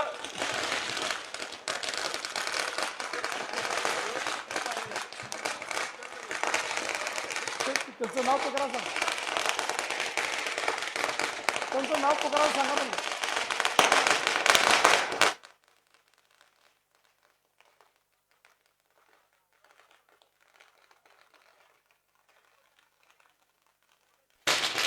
आजच्या या सभेसाठी माजी केंद्रीय मंत्री बसवनगौडा यत्नाळ पाटील यांचं आगमन झालेलं आहे. प्रचंड टाळ्यांच्या गजरामध्ये आपण यत्नाळ पाटलांचं स्वागत करूया. माजी केंद्रीय मंत्री तथा विजापूरचे विद्यमान आमदार, हिंदू डॉन म्हणून ज्यांची ओळख असते, तेच सन्माननीय बसवनगौडा पाटील यत्नाळ. टाळ्यांच्या गजरामध्ये स्वागत करायचंय. सुनील भैया 1-2 मिनिट संपतो. तर आता ज्यांचे हिंदू डॉन म्हणून उल्लेख केला कांबळे साहेबांनी, ते आलेले आपले पाटील साहेब, आमचे तालुक्याचे प्रभारी, बेंगलोरचे, बेळगावचे आमदार, यांचं देखील इथं आपण स्वागत करूया. तर आपल्या जत तालुक्याच्या विकासाच्या दृष्टीने विचार करण्यासाठी आपल्याला उद्या येणारी जी 20 तारीख आहे, त्यासाठी आपण विचार करून सर्वांनी मतदान केलं पाहिजे. कुठेतरी आपण पैशासाठी, कुठेतरी जातीपातीच्या राजकारणाला भुलून जर चुकीच्या दिशेनं आपण गेलो तर 100% आपलं भवितव्य आपण स्वतः बिघडवून घेणार आहोत. याची सर्व मतदारांनी काळजी घेतली पाहिजे. येणाऱ्या निवडणुकीमध्ये उद्याच्या 20 तारखेच्या दिवशी आपण सर्वांनी कमळाच्या बटनासमोर बटन दाबून माननीय गोपीचंद पडळकर साहेबांना निवडून देऊया आणि आपल्या तालुक्याचा विकास आपण घडूया, अशी विनंती मी या निमित्तानं करतो आणि माझं भाषण थांबवतो. जय हिंद, जय महाराष्ट्र. धन्यवाद. यानंतर डॉक्टर रवींद्र आरळे. भारतीय जनता पार्टी, शिवसेना आणि राष्ट्रवादी पार्टी यांच्या संयुक्त विद्यमाने आपले अधिकृत उमेदवार माननीय आमदार गोपीचंद पडळकर साहेब यांच्या प्रचाराच्या निमित्तानं कर्नाटकचे, कन्नडमध्ये म्हणतात कर्नाटकद हुली, ते विजापूरचे 4 वेळा आमदार झालेले, 2 वेळा MP असलेले आणि राज्यमंत्री, रेल्वे राज्यमंत्री असलेले, वक्तृत्वानं सगळं कर्नाटक राज्य आणि महाराष्ट्र इथं प्रसिद्ध असलेले आपले सर्वांचे लाडके नेतृत्व माननीय आमदार बसवनगौडा पाटील साहेब यत्नाळकर यांच्या ह्या उपस्थित आहेत, याच्याबद्दल मनापासून त्यांचं हार्दिक हार्दिक स्वागत करतो. त्याचप्रमाणे बेळगावचे 4 वेळा आमदार राहिलेले आमच्या सांगली जिल्ह्याचे प्रभारी विजय पाटील साहेब आणि व्यासपीठावरील सर्वांची नावं घेत नाही, सर्व मान्यवर राष्ट्रवादीचे प्रमुख, अजित पवार गट, शिवसेना, शिंदे गट यांचे प्रमुख, सर्व कार्यकर्ते, जतमधील सर्व नगरसेवक, मोठ्या संख्येनं आलेल्या माता भगिनी आणि आपले सर्व जतमधील सुज्ञ नागरिक बंधू आणि भगिनींनो, विशेषतः फडणवीस साहेबांनी काय काम केलं हे आमच्यापेक्षा तुम्हाला जास्त माहिती झालेलं आहे. मोदी साहेबांनी काय काम केलेलं आहे ते आमच्यापेक्षा तुम्हाला जास्त माहिती झालेलं आहे. आता फक्त विषय काय आहे, आपल्या जतमध्ये इतक्या प्रचंड ताकदीनं तालुक्यामध्ये पैसे आणून जत शहरामध्ये 78 कोटीच्या पाण्यासाठी जी योजना आहे त्यासाठी पैसे आधी आणले. गुड्डापूरला 5 कोटीचा निधी दिला, बिळूरला 3 कोटीचा निधी दिला आणि उमदी येथे MIDC 2000 एकरमध्ये MIDCचं मंजुरी आणली. असं प्रचंड काम करून मग तिकीट मागणारा एकमेव उमेदवार आपल्या पुढं आमदार म्हणून उपस्थित आहे. एवढं काम केल्यानंतर खरं म्हणजे महाराष्ट्राचे हे नेतृत्व जत तालुक्यातून उभं राहते हे आपल्या सर्वांना अभिमानास्पद आहे. आपला जत हा काना नाही मात्रा नाही असं गाव, इथं भूकंप पण नाही, पूर पण येत नाही, परंतु या विकास पुत्राच्या नावानं प्रचंड विकास आपल्याला इथून पुढे बघायला मिळेल, याबद्दल कोणतीही शंका बाळगायचं कारण नाही. सगळ्या माता भगिनींच्या खात्यामध्ये 7,500 रुपये जमा झालेले आहेत लाडक्या बहीण योजनेतून.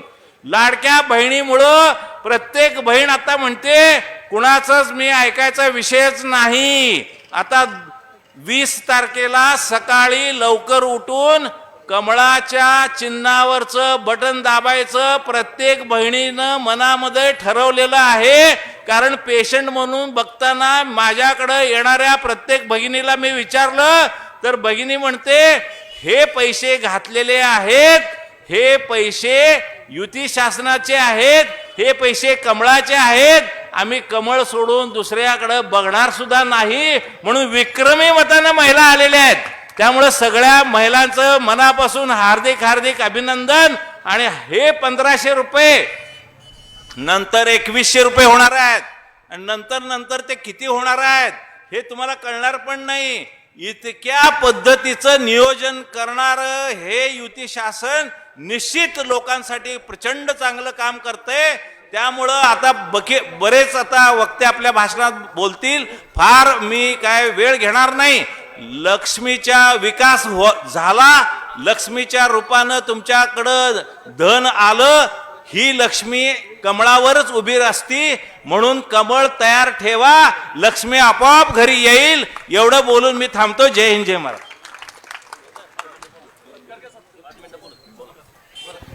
आजच्या सभेसाठी उपस्थित मान्यवरांचा एक छोटासा सत्कार या ठिकाणी होते. सन्मान्य बसवनगौडा पाटील यत्नाळ यांचा सत्कार या ठिकाणी होते. सर्व मंचकावरील मान्यवरांना विनंती, आपण आपल्या शुभ हस्ते या ठिकाणी सत्कार करायचा आहे.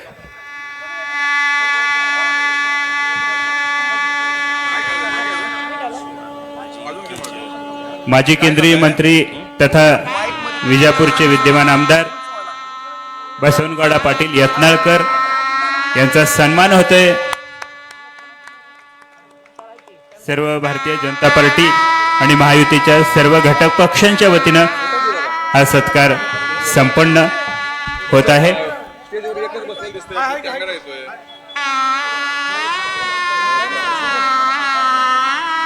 आपण टाळ्या वाजवून या सत्काराला दाद द्यायची आहे. सन्मान्य बसवनगौडा पाटील, धन्यवाद. यानंतर सभेला संबोधित करण्यासाठी भारतीय जनता पार्टीचे प्रवक्ते शिवानंद हैबतपुरे साहेब. मंचावरती उपस्थित आदरणीय पाटील साहेब, उपस्थित सर्व मान्यवर, आज प्रचाराचा सांगता समारोह आहे. गेल्या 7-8 दिवसात जास्तीत जास्त वेळ देण्याचा प्रयत्न केला आणि या सगळ्याचा आलेख जर काय असेल, सामान्य माणसाच्या डोळ्यात मी पाहतोय, सामान्य माणसाचा उत्स्फूर्त प्रतिसाद सांगतो आहे की 23 तारखेचा गुलाल भारतीय जनता पार्टी महायुतीचा आहे, गोपीचंद पडळकर साहेबाचा, आपल्या सगळ्यांचा आहे. आपण विजयाच्या अंतिम टप्प्यात आहोत. याचं कारण आहे, सामान्य माणसाला विकास हवा आहे. ही निवडणूक जाती जातींची लढाई नाही, विचारांची लढाई आहे. दुष्काळाच्या विरोधात विकासाचं धोरण राबवू पाहणाऱ्या भारतीय जनता पक्षाच्या विचाराची ही लढाई आहे. आणि आपण सगळेजण पूर्ण ताकदीनं पडळकर साहेबांच्या मागे थांबणारा त्याचं कारण आहे, आमचा नेता एका जातीचा नेता नाही, या मातीचा नेता आहे. इथल्या वंचित शोषित पीडित बहुजन समाजाचा नेता आहे, ज्याने वेगवेगळ्या घटकांचा आवाज विधिमंडळात मांडलेला आहे. प्रश्नांची जाण आहे, भान आहे. महाराष्ट्राचं लक्ष जतकडं आहे आणि फडणवीस साहेबांच्या अजेंड्यावर जतचा विकास क्रमांक 1 वरती आहे, उमेदवार 1 वरती आहे, चिन्ह 1 वरती आहे. आपण सगळेजण कमळ या चित्रा पुढलं बटन दाबायचं आहे आणि पडळकर साहेबांना निवडून द्यायचं एवढं आव्हान करतो आणि थांबतो. धन्यवाद. धन्यवाद. यानंतर आपण सर्वांना आवाहन करण्यासाठी भारतीय जनता पार्टी महायुतीचे उमेदवार आपणा सर्वांचे लाडके नेते आमदार गोपीचंद पडळकर साहेब, टाळ्यांच्या गजरामध्ये स्वागत झालं पाहिजे. आमदार गोपीचंद पडळकर. आज जत विधानसभा मतदारसंघाची महायुतीच्या प्रचाराची सांगता सभा हिंदू हृदय सम्राट माननीय बसनगौडा यत्नाळकर पाटील यांच्या प्रमुख उपस्थितीमध्ये पार पडते. आपण कार्यक्रमाला आल्यापासून महिला जराशा एकदम नर्वस दिसत आहेत. भगिनी माझ्या काय भुका लागलेत का? असा एकदम तुम्हाला धरून आणल्यासारखं तुम्ही बसलाय. हात कुणाकुणाला आहेत हात वर करा. जरा जोरदार टाळ्या वाजवून यत्नाळकर पाटील साहेबांचं स्वागत करा. जोरदार वाजवा टाळ्या. ह्या टाळ्यांचा आवाज मुख्यमंत्री आणि उपमुख्यमंत्री महोदयांच्या पर्यंत गेला पाहिजे. मला वाटलं तुम्ही नर्वस आहे म्हणून मी पण नर्वस बसलो होतो. बघितलं ना तुम्ही माझा चेहरा? मी म्हटलं माझ्या भगिनी हसनात, बोलनात, दुलनात, चालनात काय झालंय नेमकं बघावं.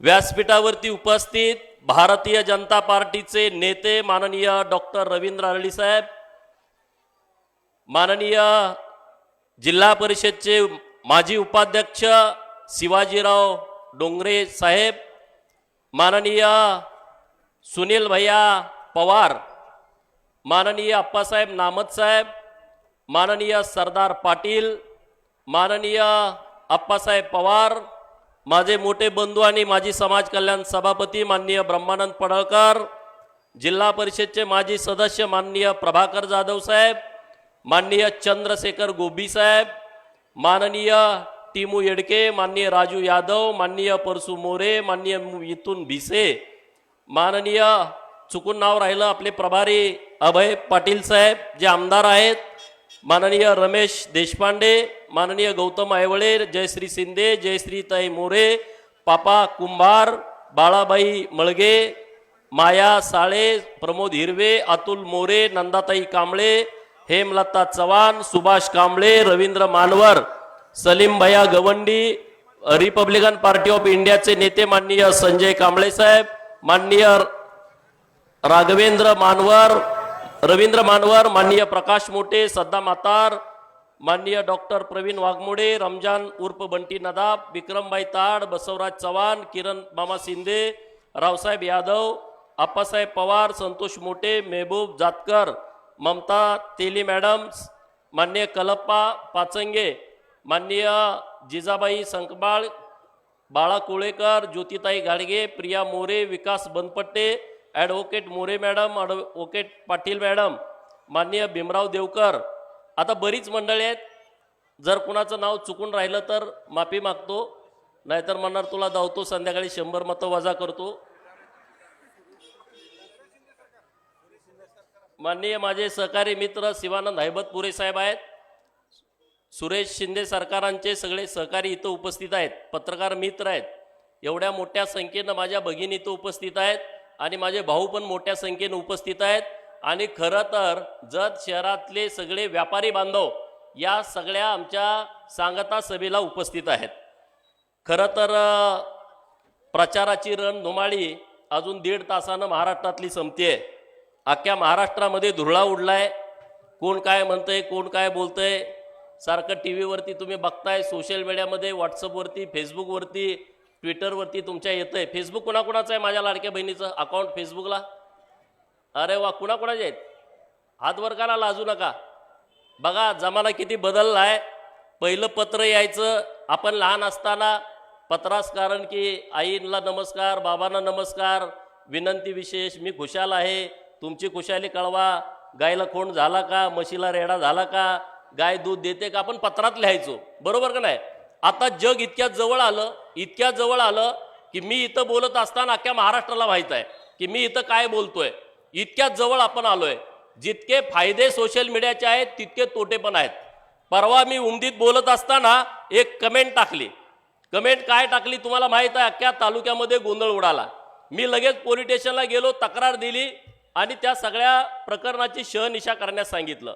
म्हणजे जेवढे फायदे आहेत तेवढे काही किरकोळ तोटे पण आहेत. आणि म्हणून तुम्हा सगळ्यांना माझी विनंती आहे की जत विधानसभा मतदारसंघ हा क्रमांकानं 288 आहे. आपल्या राज्यामध्ये आमदार किती आहेत? 288. आणि आपल्या विधानसभा मतदारसंघाचा क्रमांक किती आहे? 288. म्हणजे राजकर्त्यांच्या दृष्टिकोनातून आपला नंबर हा शेवटचा आहे.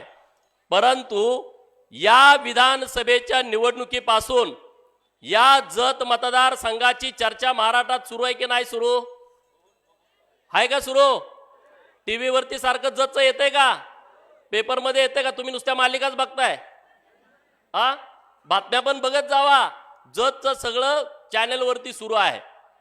महाराष्ट्रामध्ये भारतीय जनता पार्टीच्या प्रचाराचा शुभारंभ हा आपल्या जत विधानसभा मतदारसंघातून झाला.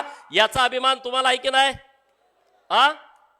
देवेंद्र फडणवीस साहेबांनी प्रचाराचा शुभारंभ जत मधून केला आणि त्यांनी बोलताना सांगितलं की इतर राजकीय पक्षांना जत विधानसभा मतदारसंघ शेवटचा असेल, पण माझ्यासाठी आणि भारतीय जनता पार्टीसाठी हा नंबर 1चा मतदारसंघ आहे, असं त्यांनी ठणकावून सांगितलं.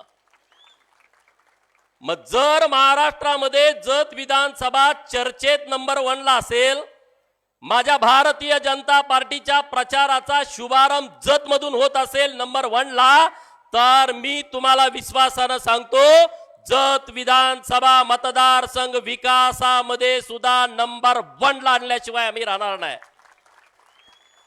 मग जत विधानसभा नंबर 1ला आणण्यासाठी तुम्हाला काय करावं लागेल? काय करावं लागेल? 20 तारखेला नंबर 1ला जे कमळ चिन्ह आहे त्यावरती तुम्हाला बटन दाबावं लागेल. दाबणार की नाही? हात वर करून सांगा, दाबणार की नाही? बघा कॅमेऱ्यात आम्ही सगळं शूट करून घेतोय. पूर्वी लढाई राजा राजवाड्यांच्या काळामध्ये युद्ध व्हायची. पूर्वीचा राजा हा राणीच्या पोटी जन्माला यायचा.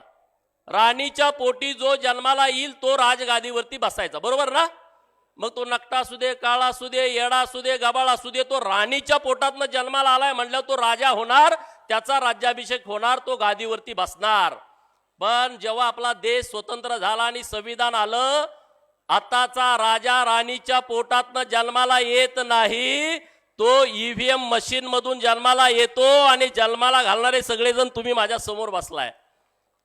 मग तुम्ही 20 तारखेला आपला लोकशाही मधून जत विधानसभा मतदारसंघाचा राजा जन्माला घालणार आहात, तो तुम्ही विचारपूर्वक जन्माला घाला. नाहीतर नुसतं मुर्मीकरण, नुसता भ्रष्टाचार, मार्केट कमिटीतला भ्रष्टाचार, जागा शेतकऱ्याची घ्यायची पुढे करोडो रुपयांमध्ये विकायची, असला राजा तुम्ही 5 वर्ष बघितला. तसा राजा तुम्हाला पाहिजे का? पाहिजे? जरा मोठ्यानं बोला. अरे कसं फ्रेश असलं पाहिजे आपण. काय तुमच्यावर लोड आहे का? काय टेन्शन आहे का? अरे टेन्शन मुक्त करण्यासाठीच भाजपा मैदानामध्ये आहे. तुमचं शेतकऱ्यांचं सगळं वीज बिल माफ केलं. हे टेन्शन किती मिटवलं सांगा? कोण कोण शेतकरी तिथं की ज्यांच्या नावावरती वीज कनेक्शन होतं? 5-5 लाख रुपये माफ केले. किती?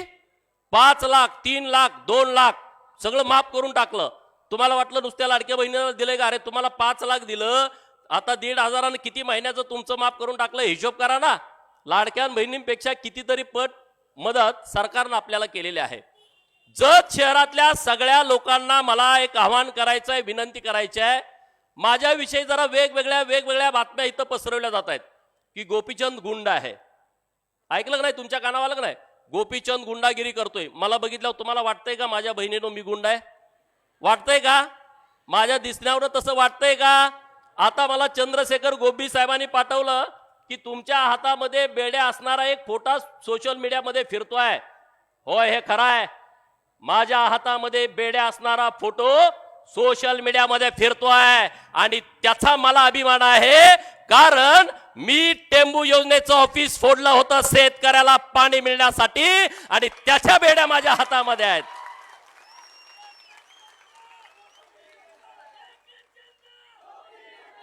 त्याच्या बेड्या माझ्या हातामध्ये आहेत. पण हे म्हणतात बघा बेड्या. हो, मला अभिमान आहे. अरे, क्रांतिकारक आहेत जे आपले देश स्वतंत्र करणारे, त्यांच्या हातामध्ये बेड्या असतात. आम्ही काय कुठं चोऱ्या करून जेलमध्ये गेलो नाही. या प्रस्थापित व्यवस्थेच्या विरोधामध्ये लढताना हा गोपीचंद पडळकर अनेक वेळा जेलमध्ये गेला. सांगलीच्या जेलमध्ये 2-2 महिने 3-3 महिने राहिला. अरे, ज्या लग्नामधला प्रमुख पाहुणा, ज्या पत्रिकेमध्ये माझं प्रमुख पाहुणे म्हणून नाव होतं, त्याच लग्नातल्या लोकांनी माझ्यावरती मंगळसूत्र चोरीचा आरोप घातला आणि 2014ला मी 2 महिने सांगलीच्या कारागृहामध्ये होतो. सांगलीच्या कारागृहामध्ये 2 महिने होतो. अशा केसेस माझ्यावरती झाल्या राजकारणामध्ये. अरे, मोर्चा आंदोलन, बैलगाड्याची शर्यत, माझ्यावरती केस. MPSCचं आंदोलन पुण्यामध्ये, माझ्यावरती केस. दुष्काळासाठी आंदोलन, आमच्यावरती केस. अरे, याचा मला अभिमान आहे. काल त्या आमदारांनी त्यांच्या ट्विटरमधून ट्विट केलं की तुम्हाला गुंड पाहिजे का? अरे, लोकांसाठी लढणारा जर गुंड असेल तर लोकांना का नको आहे? माझ्यावरती जेवढ्या केसेस आहेत त्या सगळ्या लोकांच्यासाठी आहेत. माझ्या वैयक्तिक कुठल्या केसेस नाहीत. माझ्या वैयक्तिक कुठल्या केसेस नाहीत. शेवटची केस माझ्यावरती आहे. पुण्यश्लोक अहिल्या देवींच्या स्मारकाचं उद्घाटन शरद पवारांच्या हस्ते होऊ नये म्हणून पहाटे 5 वाजता जेजुरीच्या गडावरती जाऊन मी मेंढपाळांच्या हस्ते उद्घाटन केला. मेंढपाळांच्या हस्ते उद्घाटन केलं आणि माझ्यावरती 353 दाखल केली. मी पोलिसांना विचारलं 353 का केली? नाही म्हणले तुम्ही पोलिसाला नारळ मारला. मी म्हटलं कुठं आहे? मी त्यांच्या पोलीस स्टेशनला गेलो. कुठं आहे पोलीस? मला दाखवा. म्हणला तो कोरोनात पोलीस मेला. ते वाईट झालं. अरे, पण तुम्ही आमच्यावरती असा अन्याय करता आणि म्हणून इथं पसरवलं जातंय गोपीचंद आमदार झाला तर गुंडगिरी होईल, गोपीचंद आमदार झाला तर व्यापाऱ्यांच्या वरती अन्याय होईल. अरे, या माझ्या व्यापारी भावानी मागच्या 4 महिन्यापूर्वी मला बोलावून सांगितलं जत शहरामध्ये पाणीपट्टी आणि घरपट्टी प्रचंड वाढली आहे. ज्यांना 20,000 येत होती त्यांना 2 लाख येते. ज्यांना 2,000 रुपये येत होते त्यांना 25,000ची आलेत. तुम्हाला आलती की नाही नोटीस? सांगा तुमच्या घरी. 10 पट वाढलेले, 20 पट वाढलेले. मला इथले सगळे व्यापारी मित्र भेटले. मी त्यांना शब्द दिला मला 4 दिवसाचा वेळ द्या. मी माननीय मुख्यमंत्री महोदयांना भेटतो आणि त्यांना विनंती करतो की जत तालुक्यामध्ये, जत शहरामध्ये माझी गरीब लोक राहत आहेत, त्यांना ही घरपट्टी आणि पाणीपट्टी परवडणारा विषय नाही. मी चौथ्या दिवशी त्या निर्णयाला स्थगिती माननीय मुख्यमंत्री महोदयांच्याकडे आणली आणि तुमच्याकडे घरपट्टी वसूल करायला कोणीही आला नाही कर्मचारी. हे व्यापाऱ्यांनी मला सांगितलं होतं. अरे, तुम्ही सांगाल ते मी ऐकतोय आणि व्यापाऱ्यांना मी आश्वस्त करतो अन्याय करणं आमचा स्वभाव नाही. अन्याय करणं आमचा स्वभाव नाही. अन्याय करणं आमच्या रक्तामध्ये नाही. बघा, बोरगावच्या एका मातंग समाजाच्या मुलीवरती तिथल्या गावातल्या रंगा शिंदे नावाच्या गुंडानं अन्याय अत्याचार केला. अन्याय अत्याचार केल्यानंतर एक मेंढ्या राखणारा, ज्याचा राजकारणाशी काही संबंध नाही, ज्याचा सरपंच पदाशी काही संबंध नाही, मेंढ्या राखणारा, शाळा न शिकलेल्या बापू बिरू वाटेगावकरनं कुऱ्हाड हातामध्ये घेतली, बंदूक हातामध्ये घेतली आणि त्या रंगा शिंदेला यमशदनी पाठवला. त्या बापू बिरू वाटेगावकरच्या विचाराचा गोपीचंद पडळकर आहे. अन्याय आम्ही करणार नाही, पण जर कुणी अन्याय केला तर त्याला आम्ही अजिबात सोडणार नाही. पुण्यश्लोक अहिल्या देवींचं जगामध्ये नाव आहे, एक आदर्श महिला राजकर्त्या म्हणून. आणि त्यांच्या राज्यामध्ये जे व्यापारी या राज्यातून दुसऱ्या राज्यात व्यापार करतात आणि एक मध्ये जंगल होतं जायला, त्या जंगलातून जाताना तिथले गुंड लोक त्या व्यापाऱ्यांना लुटायचे, त्या व्यापाऱ्यांच्या वरती अन्याय करायचे. व्यापाऱ्यांचं जगणं मुश्किल झालं होतं, व्यापार करणं मुश्किल झालं होतं. ते सगळे गेले आणि पुण्यश्लोक अहिल्या देवींच्याकडे तक्रार केली की आता आम्हाला व्यापार करणं शक्य नाही, आमच्यावरती हे गुंड लोक अन्याय करतायत, चुकीच्या पद्धतीने वागतायत. अहिल्या देवींनी त्यांना सांगितलं, पुण्यश्लोक अहिल्या देवीनं, की तुम्ही काळजी करू नका, मी त्या गुंडांचा बंदोबस्त करते. आणि त्या सगळ्या गुंडांना बोलावून घेतलं आणि त्यांना सांगितलं तुमच्यावरती मी जबाबदारी देते की या व्यापाऱ्यांना या जंगलातून पलीकडे सुखरूपपणे न्यायचं आणि त्यांना पगार चालू केला. तिथं चोरी थांबली, तिथं गुंडगिरी थांबली, त्या लोकांनाच त्या व्यापाऱ्यांचं संरक्षण करण्याची जबाबदारी दिली. मित्रांनो, इथल्या व्यापाऱ्यांना मला सांगायचं आहे, तुम्हाला कुणी त्रास देणार नाही, तुम्ही चिंता करू नका. आमचे सगळे सहकार्य मी व्यासपीठावरनं तुम्हाला शब्द देतोय, एकाही व्यापाऱ्याच्या केसाला कुणी धक्का लावणार नाही, तुम्हाला कुणी ब्लॅकमेल करणार नाही, तुम्हाला कुणी खंडणी मागणार नाही, इथल्या डॉक्टरांना कुणी त्रास देणार नाही. जे कुणी त्रास देत असतील त्यांचा आम्ही बंदोबस्त करू, तुम्ही चिंता करण्याचं कारण नाही. पण असल्या अफवावरती तुम्ही विश्वास ठेवू नका. कुणीतरी येतंय, काहीतरी सांगतंय, कुणीतरी येतंय, काहीतरी बोलतंय आणि वातावरण खराब करतंय. तर माझी तुम्हाला कळकळीची विनंती आहे की आम्ही तुम्हाला सगळ्यांना प्रोटेक्ट करू. जत बाजारपेठेचं आणि जत शहराचं नाव अखंड महाराष्ट्रभरामध्ये चांगल्या पद्धतीने घेतलं जाईल, असं साजेसं काम हा गोपीचंद पडळकर जत शहरासाठी आणि तालुक्यासाठी करेल. काय परिस्थिती आहे या पेठेतील? रस्ते नाहीत, गटारी नाहीत, गटारी स्वच्छ करायला नगर परिषदेचा कर्मचारी येत नाहीत, महिलांच्यासाठी शौचालय नाही. अरे बाजारात आम्ही तासभर आलो, 1.5 तास आलो, जायचं कुठं? शौचालय नाही, भाजी मंडईसाठी जागा नाही, मच्छी मार्केट नाही, मटनचं मार्केट नाही, कितीतरी विषय आहेत. स्वतंत्र वाहनतळ नाही, सगळं पार्किंग जाम. आता 2 गाड्या आल्या का पेट जाम. का नियोजन केलं नाही? का इथल्या पुढाऱ्यांनी या व्यवस्थेकडे बघितलं नाही? मी परवा इंदिरानगर मध्ये गेलो, आम्ही 40 वर्ष आम्ही इथं राहतोय, आमचं घर नावावरती नाही. मी परवा एकता नगर मध्ये गेलो, हे जमीन सरकारच्या नावावरती आहे, आम्हाला इथं घरावरती कर्ज मिळत नाही, शौचालयाची व्यवस्था नाही. दत्त कॉलनीच्या समोर जी झोपडपट्टी आहे, मदारी समाजाची लोक राहतात, 10 बाय 10च्या खोलीमध्ये राहतात, तिथं कुठली व्यवस्था नाही. माझ्या माय माऊलींच्यासाठी शौचालयाची व्यवस्था नाही. इकडे उमराणी रोडला तीच परिस्थिती आहे. काय विठ्ठलनगर मधल्या अनेक भागामध्ये ती परिस्थिती आहे. घिसाडी समाजाची 25 घरं रस्त्यावरती आहेत, कुणी त्याच्याकडे बघितलं नाही. मला आमदार म्हणून निवडून द्या, या सगळ्या लोकांची व्यवस्था करून मी देतो. हा शब्द आहे माझा तुम्हाला. सगळ्या लोकांची घरकुलाची व्यवस्था करून देतो. मी नुसतं बोलतोय, आज इथं रेकॉर्ड होत आहे. मला तुमच्याकडे परत यायचं आहे. त्यामुळं व्हिजन असणारं भारतीय जनता पार्टीचं नेतृत्व आहे.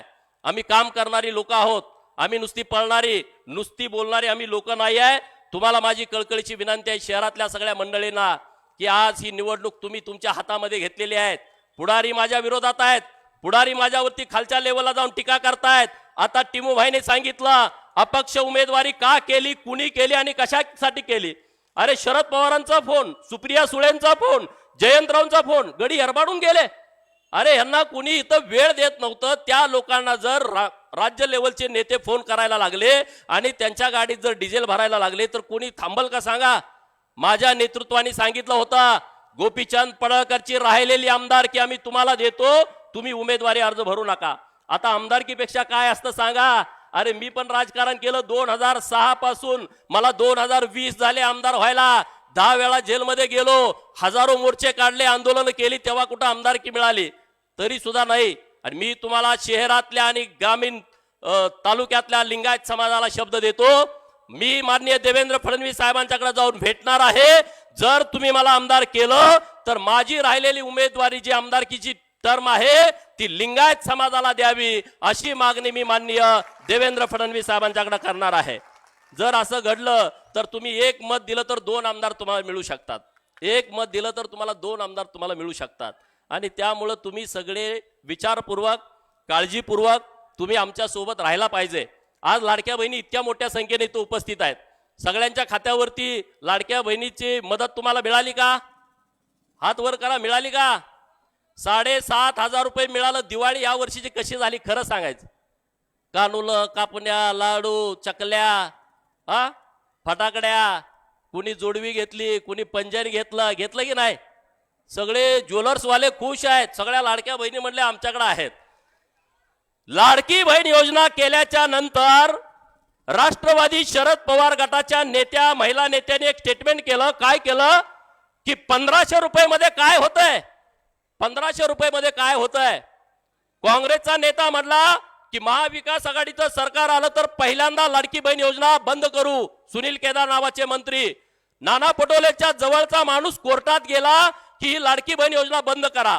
मग मला टीव्हीचे चॅनेलवाल्यांनी विचारलं की राष्ट्रवादीच्या महिला नेत्या म्हणतायत की 1500 रुपये काय होतंय.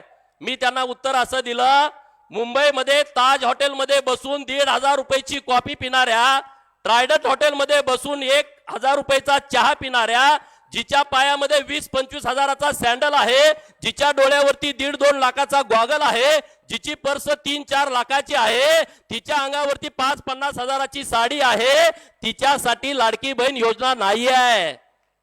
ही लाडकी बहीण योजना तिच्यासाठी नाही आहे. लाडकी बहीण योजना कुणासाठी आहे की जत शहरामधल्या, इंदिरानगर मधल्या, एकता नगर मधल्या माझ्या बहिणीला थंड वाजून आली, ताप आला, तिला कणकणी आली आणि ती 4 दिवस अंथरुणाला खेळून आहे, कारण तिच्याकडे इंजेक्शन मारायला 50 रुपये नाहीत. त्या लाडक्या बहिणीसाठी ही माझी योजना आहे. त्या लाडक्या बहिणीसाठी ही योजना आहे. शाळेतनं पोरग आलं 6 वर्षाचं 7 वर्षाचं, पहिलीतलं दुसरीतलं पळत पळत पळत पळत आलं, मम्मी मम्मी मला चॉकलेट घ्यायचं आहे, मला कॅडबरीसाठी 10 रुपये दे असं म्हणतंय, आणि मम्मीच्या पर्समध्ये 1 रुपया पण नाही, तिच्या डोळ्यातनं पाणी येतंय. ती त्या पोराला 10 रुपये त्याच्या हातामध्ये देऊ शकत नाही. तिच्या काळजाचा थरकाप उठतोय, पप्पाची वाट बघते, पप्पा आल्यानंतर म्हणते 10 रुपये द्या, ते पण म्हणते पगार झाला नाही, माझ्याकडे पैसे नाहीत.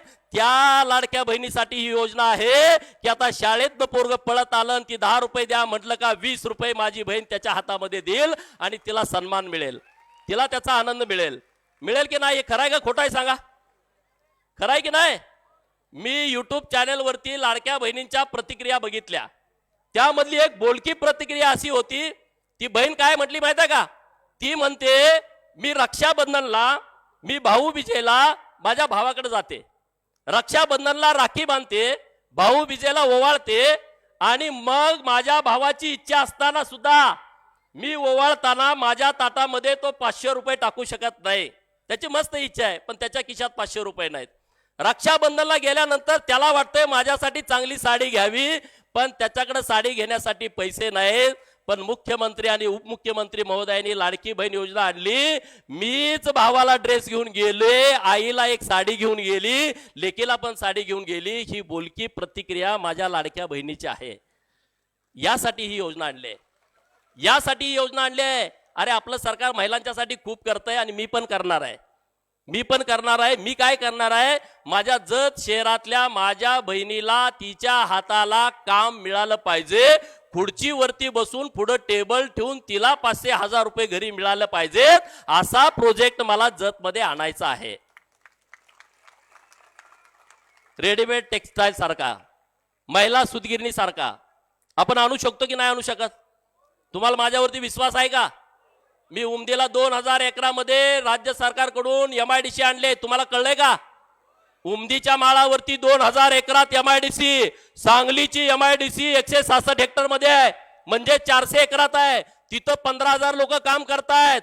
जर सांगलीच्या MIDC मध्ये 400 एकरात 15,000 लोक काम करत असतील तर उमदीच्या माळावरती 2000 एकरात किती लोक काम करतील?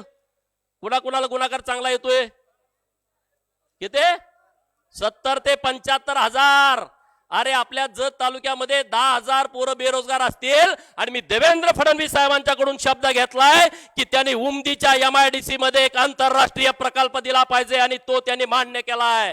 तुम्ही मला आमदार करा, मी तिथं प्रकल्प आणतो. अरे मी म्हणतोय MIDC आणतो, ते म्हणताय तू जातीवादी आहे. मी म्हणतोय जतच्या शहरामध्ये 8-8 दिवस पाणी येत नाही, मी यांना 78 कोटीची योजना मंजूर करून दिले, ते म्हणताय तू बाहेरच आहे. अरे मी म्हणतोय जत तालुक्यामध्ये रस्ते नाहीत, ते रस्ते करायचे आहेत, ते म्हणतोय तुम्ही इकडे यायचंच नाही, तू बाहेरच्या गावचा आहे, तुला हाकलून द्यायचंय, तुझं पार्सल आटपाडीला पाठवायचं आहे. मी बोलतोय अजेंड्यावरती आणि ते बोलतायत माझ्यावरती. मग तुम्हाला काय मान्य आहे? जत तालुक्याच्या विकासाचा अजेंडा मान्य आहे का ते विरोधक बोलतायत ते मान्य आहे? तुम्ही मला खरं सांगा. दानम्मा देवीला कोण कोण मानतं? कोण कोण देवीला जातं? हात वर करा. दानम्मा देवी आपलं कुलदैवत आहे, लाखो लोक तिथं येतात. कर्नाटक सरकारने, यत्नाळकर साहेबांच्या तिकडच्या सरकारने 11 कोटी रुपये दिले दानम्मा देवीला आणि आपल्या सरकारनं 1 पण रुपया दिला नव्हता. मला जेव्हा हे विषय डॉक्टर RD साहेबांनी, चंद्रशेखर गोपी साहेबांनी आणि पुजारी लोकांनी सांगितलं, मी त्यांना सांगितलं तुम्ही प्रस्ताव द्या, 15 दिवसाच्या आतमध्ये मी 5 कोटी रुपये आणून देतो. आणि 15 दिवसात 5 कोटी रुपये आणले, काम पण तिथं सुरू आहे. आता बिळूरला काळ भैरवाचं मंदिर आहे, झडपी काका आले, लक्ष्मण जगोंड आले, 3 कोटी रुपये पाहिजे दिले. आता यल्लम्मा देवीचे सगळे ट्रस्टी माझ्याकडे आले होते मागच्या महिन्यामध्ये. यल्लम्मा देवी आपली आहे, यल्लम्मा देवीसाठी लाखो लोक येतात आणि त्यांचं म्हणणं होतं की या देवीसाठी काहीतरी केलं पाहिजे. मी म्हणलं ही देवी तुमची ट्रस्टची आहे, आपण सरकारशी बोलू आणि काहीतरी चांगला मार्ग काढू, काहीतरी चांगला मार्ग काढू. अरे काम करणारे आम्ही लोक आहोत. शहरामध्ये गार्डन नाही, पाहुणा आले कुठं जायचं? सुनबाईचं घरचे कोण आले कुठं नेऊन फिरवणार तुम्ही? जागा आहे का? नाही जागा. मला आमदार करा, मी गार्डन करून देतो शहरामध्ये. तुम्ही मला आमदार करा. तुम्ही व्यायामाला गेला, व्यायामासाठी कुठं ट्रॅक आहे का? नाही आहे. मला करा आमदार. तुम्ही मला एवढं कसं काय देतोय तू एकटा? ह्याने 25-30 वर्षात दिलं नाही. मी तुम्हाला सांगतोय त्यांनी 30 वर्षात दिलं नाही, ते मी 5 वर्षात देतो. त्यासाठी माझी उमेदवारी आहे, त्यासाठी माझी उमेदवारी आहे. आणि म्हणून तुम्ही चिंता करू नका. तुम्ही सर्व शक्तीनिशी बहिणीने माझ्या पाठीशी आशीर्वाद ठेवा. मी अजिबात टेन्शन घेत नाही, अजिबात काळजी करत नाही. मी नडतो त्या लोकांना, प्रस्थापितांच्या छताडावरती पाय ठेवतो, गरिबांची बाजू ठामपणे घेतो. हा माझा इतिहास आहे, तुम्ही कधी काढून बघा. मी अन्याय करणारा माणूस नाही.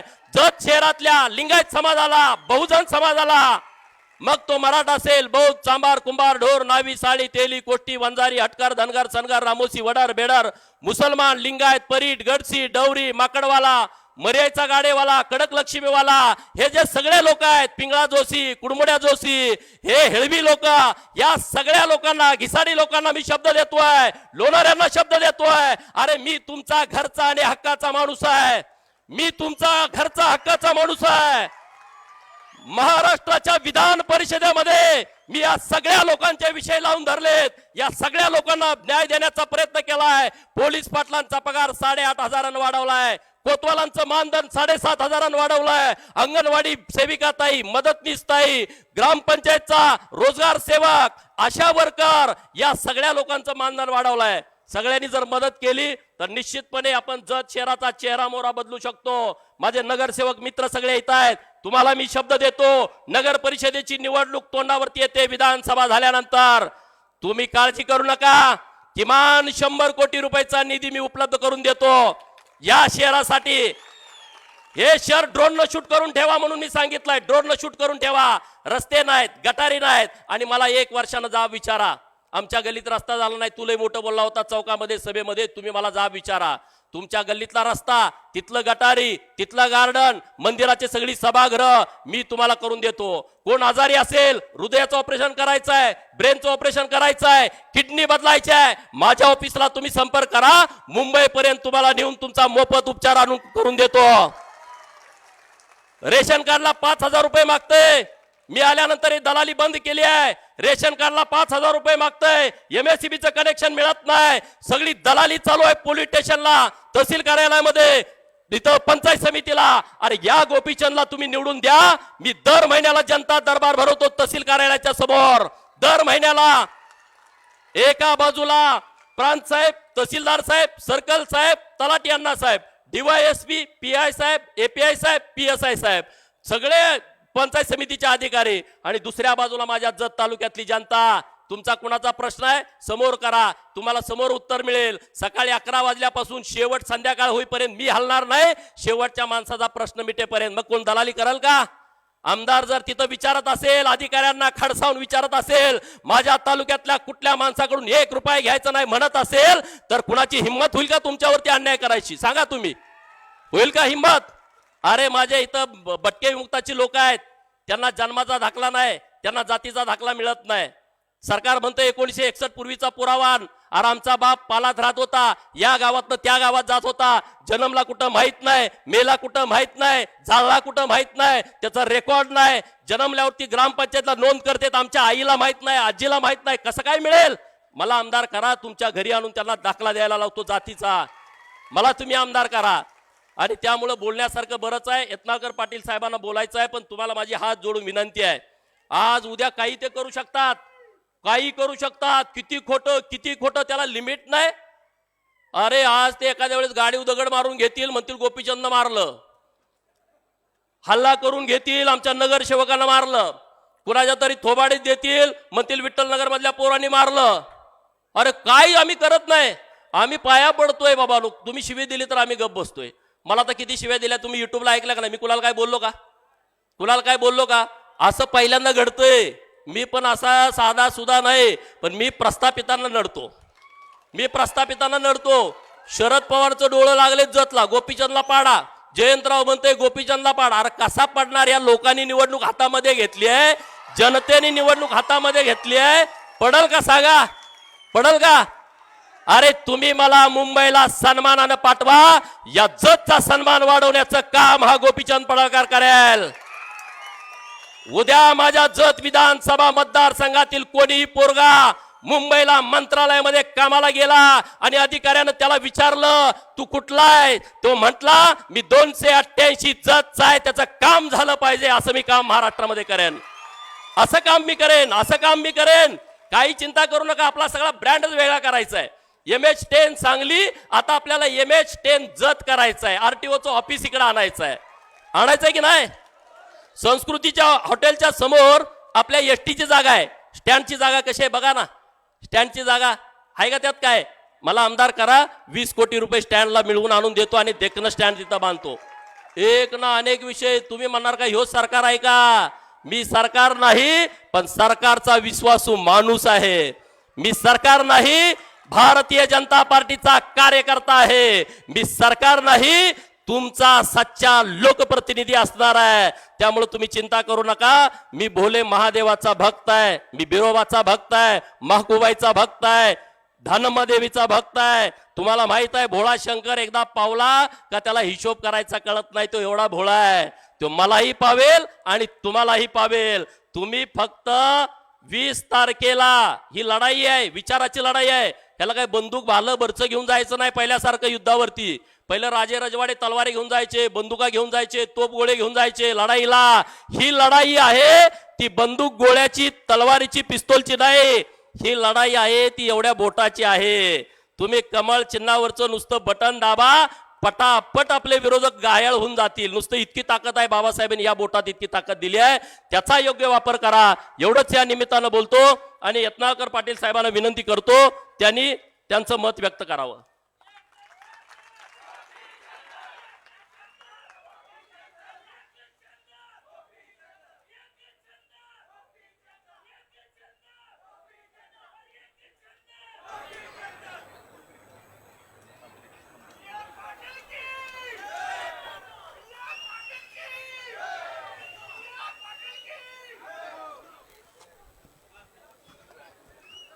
बोलो भारत माता की. ಭಾರತೀಯ ಜನತಾ ಪಾರ್ಟಿಯ ಜತ್ ವಿಧಾನಸಭಾ ಕ್ಷೇತ್ರದ ಅಭ್ಯರ್ಥಿಗಳಾದಂಥ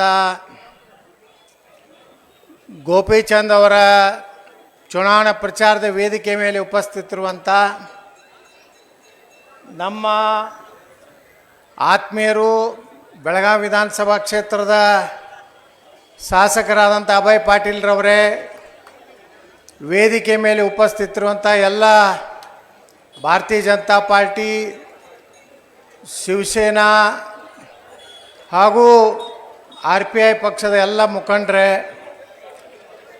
ಈ ಒಂದು ಸಾರ್ವಜನಿಕ ಸಭೆಯಲ್ಲಿ ಸೇರಿದಂಥ ಎಲ್ಲ ಜತ್ ನಗರದ ಎಲ್ಲ ನನ್ನ ಹಿರಿಯರೇ, ಅಣ್ಣ ತಮ್ಮಂದರೆ, ತಾಯಂದರೆ, ಪತ್ರಕರ್ತರೆ, ನಾ ಹೆಚ್ಚಿಗೆ ಮಾತನಾಡಲಿಕ್ಕೆ ಹೋಗೋದಿಲ್ಲ. ಯಾಕಂದರೆ ನಾನು 4:30 ಗಂಟೆಗೆ ಮಹಾರಾಷ್ಟ್ರ ಬಾರ್ಡ್ರನ್ನ ದಾಟಬೇಕು.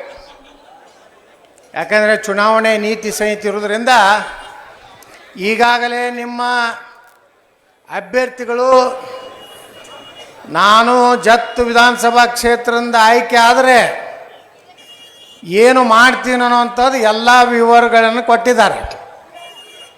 ಇವತ್ತು ಮಹಾರಾಷ್ಟ್ರದಲ್ಲಿ ಮತ್ತೆ BJP ಶಿವಸೇನಾ ಸರ್ಕಾರ ಬರುವಂಥ ವಾತಾವರಣ ಇವತ್ತೇನು ನಿರ್ಮಾಣ ಆಗಿದೆ. ಇವತ್ತು ನೇರವಾಗಿ ಒಬ್ಬ ರಾಜ್ಯ ನಾಯಕರ ಜೊತೆಗೆ ಸಂಬಂಧ ಇರುವಂಥ ನಮ್ಮ ಅಭ್ಯರ್ಥಿಗಳು ಅವ್ರ ಕೆಲಸ ಮಾಡಲಿಕ್ಕೆ ಸಾಧ್ಯತೆ, ಅವರೇನು ಆಶ್ವಾಸನೆ ಕೊಟ್ಟಿದ್ದಾರೆ ಅವ್ರು ಹಂಗೆ ನಡ್ಕೋಲಿಕ್ಕೆ ಸಾಧ್ಯತೆ. ಯಾಕಂದರೆ ಅವರಿಗೆ ದೇವೇಂದ್ರ ಫಡ್ನವೀಸ್ ಅವರಿಗೆ ಭಾಳ ಆತ್ಮೀಯ ಸಂಬಂಧ ಇರೋದ್ರಿಂದ ಜತ್ ವಿಧಾನಸಭಾ ಕ್ಷೇತ್ರದಲ್ಲಿ ಸಾಕಷ್ಟು, ಯಾಕಂದರೆ ಇಲ್ಲಿ ಕನ್ನಡ ಮರಾಠಿ ಈ ಒಂದು ವಿಚಾರ ಬಂದು ಸಾಕಷ್ಟು ಅಭಿವೃದ್ಧಿ ಕುಂಠಿತಾಗಿದೆ. ಆದರೆ ಇಂಥ ಒಬ್ಬ ಕ್ರಿಯಾಶೀಲ ಒಬ್ಬ ಶಾಸಕರಾಗಿ, ಈಗಾಗಲೇ ವಿಧಾನ ಪರಿಷತ್ತಿನ ಶಾಸಕರಾಗಿ ಅವರು ಸಾಕಷ್ಟು ತಮ್ಮ ಶಕ್ತಿಯನ್ನು, ತಮ್ಮ ಏನು ತಾಕತ್ತೇನು ಅನ್ನೋಂಥದ್ದು ಈಗಾಗಲೇ ಜತ್ ವಿಧಾನಸಭೆಯಲ್ಲಿ ತೋರಿಸ್ಕೊಟ್ಟಿದ್ದಾರೆ. ಈ ವಿಧಾನಸಭೆಯಲ್ಲಿಯೂ ಸಹ ನೀವೆಲ್ಲ ಹೆಚ್ಚಿನ ಮತಗಳಿಂದ ಆಯ್ಕೆ ಮಾಡಿ, ಯಾಕಂದರೆ ನನ್ನ ಭಾಷಣದ ಸ್ಟೈಲು ಕರ್ನಾಟಕದಲ್ಲಿ ಬೇರೆ ಇದೆ. ಇಲ್ಲಿ ಭಾಳ ಸೆನ್ಸರ್ ಹಾಕ್ಯಾರ ನನಗೆ, ನೀವು ಹಿಂಗೆ ಮಾತಾಡಬೇಕು, ಹಿಂಗೆ ನಮ್ಮ ಡಾಕ್ಟ್ರು ಕಂಟಿನ್ಯೂ ಬರೀ ಹಿಂಗೆ ಮಾತಾಡಬೇಕು. ನಾ ಹಂಗೆ ಮಾತಾಡೋದಿಲ್ಲ, ಹಿಂಗೆ ಸಪ್ಪಗೆ ನಡೀದಿಲ್ಲ ನಮಗೆ. ನಮ್ಮದು ಒಂದು ಏಕ್ ಮಾರ್ ದೋ ತುಕಡ ಇರ್ತದೆ. ನಾ ಬಿಜಾಪುರ ನಗರನಾಗ ನಾ ಆರಿಸಿ ಬರೋದು ಬರೀ ನಮ್ಮ ಹೋಟ್ ಮ್ಯಾಗ, ಓನ್ಲಿ ಕೇಸರಿ ಹೋಟ್ ಮ್ಯಾಗ ನಾನು ಆರಿಸಿ ಬರೋದು. ಅದಕ್ಕೆ ಅಲ್ಲಿ ಭಾಷಣ, ಕರ್ನಾಟಕದ ರಾಜಕಾರಣ ಸ್ಟೈಲ್ ಬೇರೆ, ಈ ಮಹಾರಾಷ್ಟ್ರದಾಗ ಬಂದು ಭಾಳ ಮೆತ್ತಗಾಗಬೇಕಾಗಿತ್ತು ನಾವು. ಆದ್ರೆ ಒಂದು ಮಾತ್ರ ತಲೆಯಾಗಿಟ್ಕೋರಿ, ಓಟ್ ಹಾಕೋರು ನಮ್ಮವರೇ. ಇದನ್ನು ನೀವು ತಲೆಯಾಗಿಟ್ಕೋ, ನಮ್ಮವ್ರು ಎಲ್ಲ ಒಂದಾಗಿ ಓಟ್ ಹಾಕಿದ್ರೆ ಈ ಚುನಾವಣೆ ಗೆಲ್ಲಿಕ್ಕೆ ಸಾಧ್ಯ ಇದೆ. ನಮ್ಮಲ್ಲಿ ಜಾತಿ ಮತ ಬೇಡ. ಯಾಕಂದರೆ ಇವತ್ತು ಏನಾದರೂ ದೇಶ ಸುರಕ್ಷಿತ ಇದ್ದರೆ, ಇವತ್ತು ನಾವೆಲ್ಲ ನೆಮ್ಮದಿಯಿಂದಿದ್ದರೆ ನರೇಂದ್ರ ಮೋದಿ ಅಂತ ಒಬ್ಬ ದೇಶದ ಪ್ರಧಾನಮಂತ್ರಿ ಅದಾರ್ತೇಳಿ ನಾವು ಸುರಕ್ಷಿತ ಇದೀವಿ. ಇಲ್ಲಾಂದರೆ ಕಾಂಗ್ರೆಸ್ಸು ಮುಲಾಯಂ ಸಿಂಗ್ ಯಾವುದೋ ನಮ್ಮ ಮಗ ಲಾಲೂ ಪ್ರಸಾದ್ ಹೆಂಗೆ ಅದಾರ ನೋಡಿರಿಲ್ಲ ಅವ್ರ ಮಕ್ಕಳದು, ಹಗಲು ದರೋಡೆ ಮಾಡೋರು ಅದಾರೆ, ದೇಶ ಲೂಟಿ ಮಾಡೋರು ಅದಾರೆ. ದರೋಡೆಕೋರು ಕಂಪ್ನಿ ಇದ್ದಂಗೆ ಅದು. ಆ ದರೋಡೆಕೋರದೇ ಒಂದು ಟೀಮ್ ಆಗೈತಿ. ಅದರ ಲೀಡರ್ ರಾಹುಲ್ ಗಾಂಧಿ ಹೇಳ್ತಾನೆ, यहाँ से आलू डाले तो यहाँ से सोना निकलेगा, हम ಜಿಲೇಬಿ का ಫ್ಯಾಕ್ಟ್ರಿ बनाएंगे. ಅದು ಮೆದುಳು ಮ್ಯಾಗೈತೋ ತಳಗೈತೋ ಎಲ್ಲೈತೋ ಗೊತ್ತಿಲ್ಲ. ಇಂಥ ಲೀಡರ್ಶಿಪ್ ಇವತ್ತು ಕಾಂಗ್ರೆಸ್ ದಿವಾಳಿ ಆಗಿದೆ. ಅವನ ಬೆನ್ನು ಹತ್ತಿ ಓಡಾಡ್ತಾವೆ ದೊಡ್ಡ ದೊಡ್ಡ ಲೀಡರ್ಗಳು, ಸಿದ್ದರಾಮಯ್ಯನಂಥವ್ರು, ಡಿ ಕೆ ಶಿವಕುಮಾರ್ ಅಂತವ್ರು. ಅವನಿಗೆ ನಮ್ಮ ನಾಯಕ ಥರ ಅದೊಬ್ಬ ಜೋಕರ್ ಇದ್ದಂಗೆ ಅದ ನಾವು ರಾಹುಲ್ ಗಾಂಧಿ ಅದು. ಅಂಥ ಲೀಡರ್ಶಿಪ್ ಬೇಕು.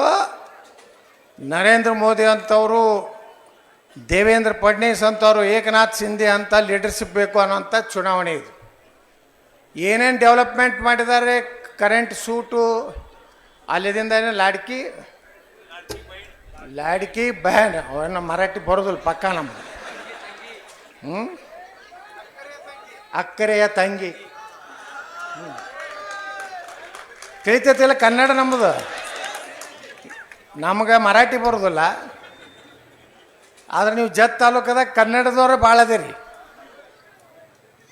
ಅದಕ್ಕೆ ಇವತ್ತು ನಮ್ಮ ಗೋಪಿಚಂದ್ ಅವ್ರು ಯಾರು ಹಾಲ ಮತ ಸಮಾಜದವ್ರು, ಹೌದಾ? ಸಂಗೊಳ್ಳಿ ರಾಯಣ್ಣನ ಖಾನ್ದಾನದವರು, ರಾಜಮಾತಾ ಅಹಿಲ್ಯಾಬಾಯಿ ಹೋಳ್ಕರ್, ಸಂಗೊಳ್ಳಿ ರಾಯಣ್ಣ ಹಾಲಮತ, ವೀರರಾಣಿ ಕಿತ್ತೂರು ಚೆನ್ನಮ್ಮ ಲಿಂಗಾಯತ. ಅವರ ತಾಯಿ ಮಗನಂಗೆ ಸಂಬಂಧ ಇತ್ತು.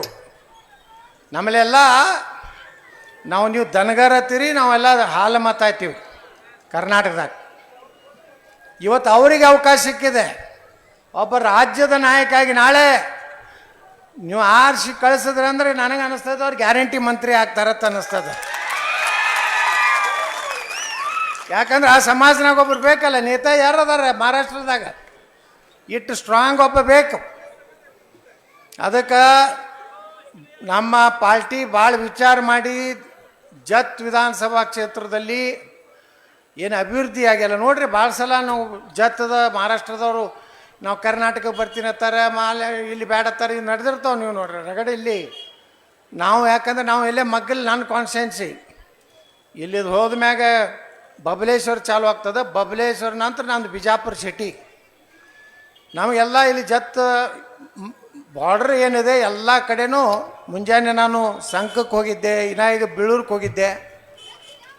ಏನೂ ತಯಾರಿಲ್ಲಾರ್ದ್ರೆ ಸಾವಿರಾರು ಜನ ಸೇರಿದ್ರು. ಕಾರಣ ಇವತ್ತು ಯಾಕಪ್ಪ ಅಂದ್ರೆ ನಾಮ ಗಟ್ಟಿ ಒಬ್ಬ ನೇತಾ ಸಿಕ್ಕಾನ, ಗೋಪಿಚಂದ್ ಅಂತ ಒಬ್ಬ ಲೀಡ್ರು.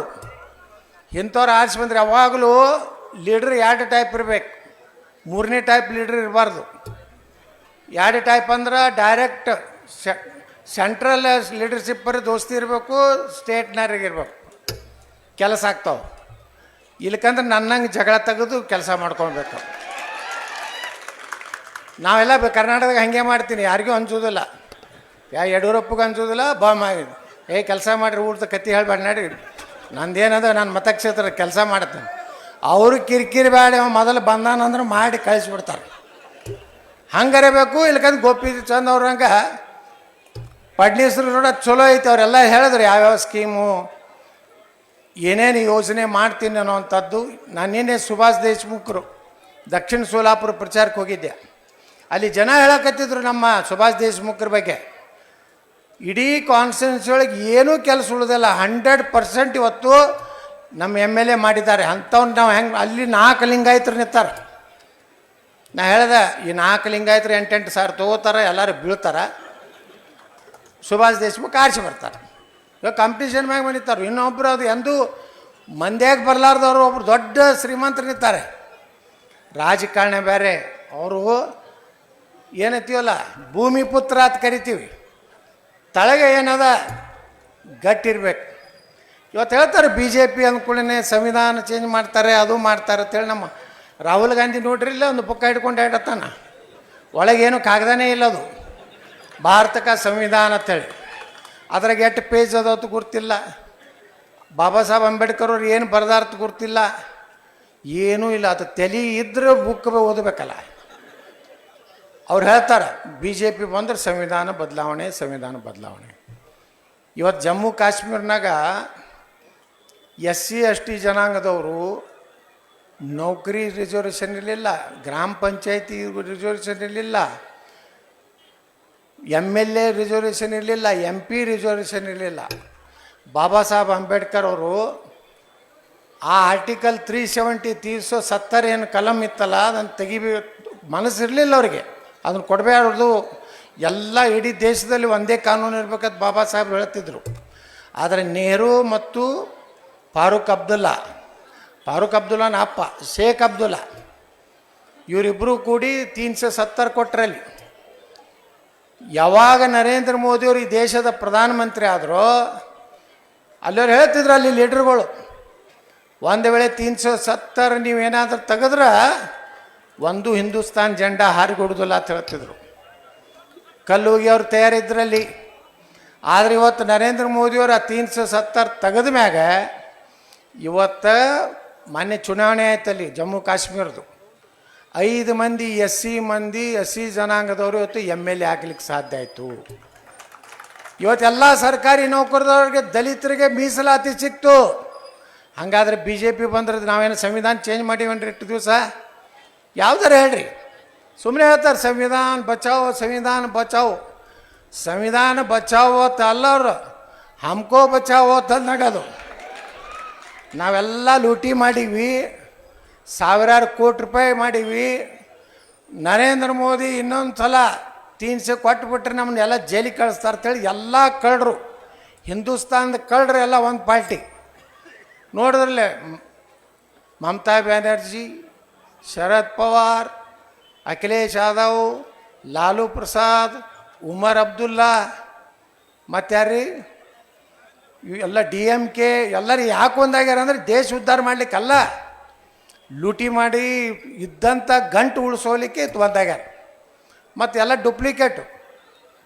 ಕಾಂಗ್ರೆಸ್ ಕೂಡ ಇವರು ಶಿವಸೇನಾ ಡೂಪ್ಲಿಕೇಟ್. ಏನು ಹೇಳಿದರು ಬಾಳ್ ಠಾಕ್ರೆ ಅವರು? अगर कांग्रेस के साथ जाने पड़े तो मेरा दुकान बंद करूँगा ಹೇಳಿದ್ರು ಎಲ್ಲರು ಭಾಳ ಠಾಕ್ರೆ ಅವರು. ಇವತ್ತು ಯಾವ ಉದ್ಭವ್ ಠಾಕ್ರೆ ಯಾರು ಜೋಡ ಕೂಡಿ ಸೋನಿಯಾ ಗಾಂಧಿ ಹೋಗಿ ಹಿಂಗೆ ಕೈಗೆ ಮುಕ್ಕೊಂಡು ಮರ್ಯಾದೆ ಕಳೆದ್ಬಿಟ್ರು ನಮ್ಮ ಬಾಳಾ ಸಾಹೇಬ್ ಠಾಕ್ರೆ ಅವ್ರದ್ದು. ಕರೆದ್ರಳಿದ್ರೆ ಪೂರ್ತಿ ಪಾಪ ಅವ್ರು ನೋಡಿದ್ರೆ ಅನ್ನಿಸ್ತೈತಿ ಅಂಥವಪ್ಪ ಅಂಥವ್ನ ಹೊಟ್ಟೆಯಾಗಿ ಅಂಥದ್ದು ಹುಟ್ಟುತ್ತಿದ್ದು. ಅದು ಹಂಗ ಗಂಟಿನೂ ಸಿಗಲಿಲ್ಲ ಶರದ್ ಪವಾರ್ ಅವ್ರಿಗೆ. ಗಂಟಿ ಯಾರಿಗೆ ಸಿಕ್ತು? ಅಜಿತ್ ಪವಾರ್ಗೆ ಸಿಕ್ತು. ಎಲ್ಲ ಗ್ಯಾಂಗ್ಗಳು ಕೂಡಿ ಇವತ್ತು BJP ಒಂದಂದ್ರೆ ತಲೆಯಾಗಿಟ್ಕೋರಿ. ನಾವು 2 ದಿವಸ ಅಡ್ಡಾಡೀನಿ ಮಹಾರಾಷ್ಟ್ರದಾಗ. 100ಕ್ಕೆ 100 ಮಹಾರಾಷ್ಟ್ರದಲ್ಲಿ BJP ಶಿವಸೇನಾ RPF ಯುತಿ ಸರ್ಕಾರನೇ ಬರುವುದು. 5-10 ಕಡಿಮೆ ಬಿದ್ರೆ ಅದು ಹೆಂಗಾರ ಮಾಡಿ ನಾವು ಸರ್ಕಾರ ಮಾಡವ್ರೆ, ಬೇಕಾದಲಕ ಹೊಡೆಯಲಕ್ಕವ್ರು. ಸರ್ಕಾರ ಯಾರ್ದಾಗೋದು? ನಮ್ಮದೇ. ಜತ್ ವಿಧಾನಸಭಾ ಅಭಿವೃದ್ಧಿ ಆಗಬೇಕು, ವಿಕಾಸ ಆಗ್ಬೇಕಂದ್ರೆ ನೀವು ಗೋಪಿಚಂದ್ ಪಡಲ್ಕರ್ ಅವ್ರಿಗೆ ಓಟ್ ಹಾಕಬೇಕು. ಎಲ್ಲರೂ ಜಾತಿ ಗೀತಿ ಎಲ್ಲ ಬಿಟ್ಟು ಓಟು ಹಾಕ್ತೀರಾ? ದಯವಿಟ್ಟು ಎಲ್ಲರೂ ಕೂಡಿ ನಾಳೆ ಏನು 20ನೇ ತಾರೀಕಿಗೆ ಮುಂಜಾನೆ 6:30 ಪೋಲಿಂಗ್ ಬೂತಿಗೆ ಹೋಗ್ರಿ. ನಾ ಬಿಜಾಪುರನಾಗ ಹಂಗೆ ಮಾಡ್ತೀನಿ. ಮುಂಜಾನೆ 6:30 ನಮ್ಮ ಮಂದಿ ಪಾಳೆ ಹಚ್ಚಿಬಿಡ್ತಾರೆ. 9:10ಕ್ಕೆ 40% ದಾಟಿಬಿಟ್ಟಿರ್ತದೆ ನಮ್ಮದು ವೋಟಿಂಗು. ಮುಂದೆ 3 ಅನ್ನೋದ್ರಾಗ 70-75% ನಾವು ಬಂದುಬಿಟ್ಟಿರ್ತೀವಿ. ಅದಕ್ಕೆ ಬಿಸಿಲೈತಿ ಅದು ಐತಿ ಅಂತ ಯಾರೂ ಕುಂಡ್ರಲಾರ್ದೇ ಎಷ್ಟು ಮತದಾನ ಮಾಡ್ತೀವಿ. ನೀವು 5 ವರ್ಷಕ್ಕೆ ಒಂದು ಕೆಲಸ ಮಾಡ್ರಪ್ಪ, ಒಂದು ಓಟ್ ಹಾಕ್ರಿ. ಬಂದು ನಿಮ್ಮ ಅಂಗಡಿ ಅದ, ಹೊಲ ಅದ, ಮನೆ ಅದ, ಎಲ್ಲರೂ ಟೂರ್ ಹೋಗೋದು, ಯಾರಿಗೆ ಓಟ್ ಹಾಕಿದ್ರೆ ಏನು ಬರ್ತದೆ ಅಂತಂದು ನೀವು ಏನಾರೇ ಇಟ್ಕೊಂಡು ಕೂತ್ರ ದೇಶ ಸುರಕ್ಷಿತ ಉಳಿದಿಲ್ಲ, ಮಹಾರಾಷ್ಟ್ರ ಸುರಕ್ಷಿತ ಉಳಿದಿಲ್ಲ. ಅದಕ್ಕೆ ಬಂಧುಗಳೇ, ಈ ಒಂದು ಚುನಾವಣೆಯ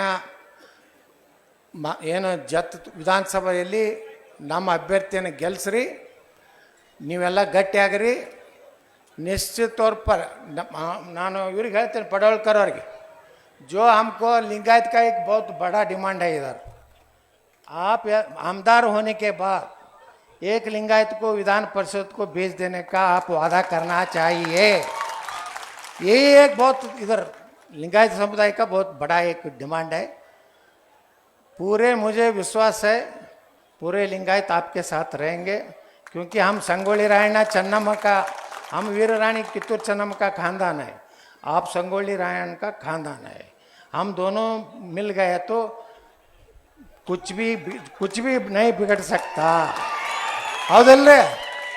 ಅದಕ್ಕೆಲ್ಲರೂ ನಮಗೇನು ನಾನು ಬಿಜಾಪುರ ಛತ್ರಪತಿ ಶಿವಾಜಿ ಮಹಾರಾಜರ ಮೂರ್ತಿ ನಾನೇ ಕೊಡಿಸ್ತಾವ, ಮಹಾರಾಣಾ ಪ್ರತಾಪರು, ರಾಜಮಾತಾ ಅಹಿಲ್ಯಾಬಾಯಿ ಹೋಳ್ಕರ್, ನೇತಾಜಿ ಸುಭಾಷ್ ಚಂದ್ರ ಬೋಸ್, ಸರ್ದಾರ್ ವಲ್ಲಭಭಾಯಿ ಪಟೇಲ್, ಲಾಲ್ ಬಹದ್ದೂರ್ ಶಾಸ್ತ್ರಿ, ಬಾಬು ಜಗಜೀವನ್ ರಾಮ್, ಡಾಕ್ಟರ್ ಬಾಬಾ ಸಾಹೇಬ್ ಅಂಬೇಡ್ಕರ್ ಎಲ್ಲರ ಮೂರ್ತಿ ನಾನೇ ಕೊಡಿಸೀನಿ. ಆದ್ರೆ ಒಬ್ಬಂದೇ ಮೂರ್ತಿ ನಾವು ಮುಟ್ಲಕ್ಕೆ ಹೋಗಿಲ್ಲ, ಅದು ಕುಡಿಸಲ್ಲ. ಅದು ಯಾರ್ದು ಅನ್ನೋದು ಗೊತ್ತೈತೆ. ಬಿಜಾಪುರಕ್ಕೆ ಬಂದಾಗ ನೋಡ್ರಿ, ಅದು ಇಟ್ಟೇ ಮೂರ್ತಿ ಐತಿ. ಉಳ್ಕಿದ 15 ಫೂಟ್ 16 ಫೂಟ್ 18 ಫುಟ್ಟದ. ಅದು ಯಾವುದು ಸೆಂಟ್ರ್ನಾಗ ಐತಿ ಬಿಜಾಪುರನಾಗ. ಅದಕ್ಕೆ ನಾ ಅದಕ್ಕೆ ಟಚ್ ಮಾಡಿಲ್ಲ. ಎಲ್ಲನೂ ಇಡೀ ಸಿಟಿನೇ ಬಿಜಾಪುರ ಅಂದ್ರೆ ಇವತ್ತು ನೀವು ಬಂದ್ರೆ ಅಂದ್ರೆ ಮೊದಲಿನ ಬಿಜಾಪುರ. ಯಾರು ಬಂದಿರಿ ಇಲ್ಲಿ ಬಿಜಾಪುರಕ್ಕೆ ಇದ್ರೊಳಗೆ ನೋಡ್ರಿ, ಇಲ್ಲಿ ನಮ್ಮ ಬಿಜಾಪುರ ಹೆಂಗಾಗೈತಿ ಈಗ. ಹಂಗೆ ನಮ್ಮ ಪಡೋಳ್ಕರ್ ಅವರು ಜತ್ ವಿಧಾನಸಭಾ ಕ್ಷೇತ್ರ ಮಾಡುವಂಥ ತಾಕತ್ತದೆ. ಮುಂಜಾನೆ ಹೇಳಿದ್ರು ಒಬ್ಬರು, ಅಲ್ಲಿ ಯಾವುದೋ ಒಂದು ಕೆನಾಲ್ನಿಂದ ನೀರು ತರಬೇಕಾಗಿತ್ತು, ಕೆನಾಲ್ ಒಡೆದು ನೀರು ಕೊಡ್ಸಾರ ಅಂತ ಹೇಳಿದ್ರು ಪಡೋಳ್ಕರ್ ಅವರು. ಹೌದಾ? ಇಂಥ ತಾಕತ್ತಿದ್ದವ್ರು MLA ಬೇಕು. ಹೋಗಿ ಕಾಲು ಮುಗಿದು ಅಪ್ಪಾಜಿ ಓ ಅದು ಏನು MLA ರೀ ಅದಕ್ಕೆ ಹಾಕ್ತಿರು ಮರೆ ಅವ್ನು ಕಾಲು ಮುಗಿದಿತ್ತು. ನಾ ಯಾರ್ದು ಕಾಲು ಮುಗಿದಿಲ್ಲ. ನನ್ನ ಜೀವನದಾಗ ಕಾಲು ಮುಗಿದಿದ್ದು ಅಟಲ್ ಬಿಹಾರಿ ವಾಜಪೇಯಿ ಅವರಿಗೆ, ಲಾಲ್ ಕೃಷ್ಣ ಅದ್ವಾನಿಗೆ ಅಟ್ಟೆ, ಅಲ್ಲಿಂದ ಸಿದ್ದೇಶ್ವರಪ್ಪ ಅವ್ರಿಗೆ. ಕೆಲವೊಮ್ಮೆ ಸ್ವಾಮಿಗಳಿಗೂ ಕಾಲು ಮುಗಿದಿಲ್ಲ. ನಾನು ನೋಡ್ತೀನಿ ಅವ್ರಿಗೆ अच्छा है क्या नहीं कुछ इसमें जो ಏನಾರು ದಮ್ ಇತ್ತಂದ್ರೆ ಕಾಲು ಮುಗಿತೀನಿ, ಕಂದು ಮಾಡೋದಿಲ್ಲ. ಗುರುಗಳು ಆರಾಮದಿರೇನ ಅಂತ ಕೇಳ್ತೀನಿ ನಾನು. ಹೆಂಗೆ ಅಂಥ MLA ಬೇಕು. ಅಂಥ MLA ಎಲ್ಲ ಲಕ್ಷಣಗಳು ನಮ್ಮ ಗೋಪಿಚಂದ್ ಬಲ್ ಅದಾವು. ಅವ್ರು ಆರಿಸಿ ಕಳಿಸ್ರಿ, ಒಳ್ಳೇದಾಗ್ತದೆ ಅಂತ ಕೇಳ್ಕೊಂಡು ನಾನು ಮಾತು ಮುಗಿಸ್ತೀನಿ. ಬೋಲೋ ಭಾರತ್ ಮಾತಾ ಕಿ ಜೈ ಶ್ರೀರಾಮ್. धन्यवाद. यानंतर आभारासाठी सन्मान्य सरदार पाटील. या ठिकाणी यत्नाळचे गौडा पाटील व सर्वच मान्यवर, स्टेजवरील मान्यवर आणि आपण माता भगिनी उपस्थित आलात. आपणा सर्वांचं भारतीय जनता पार्टी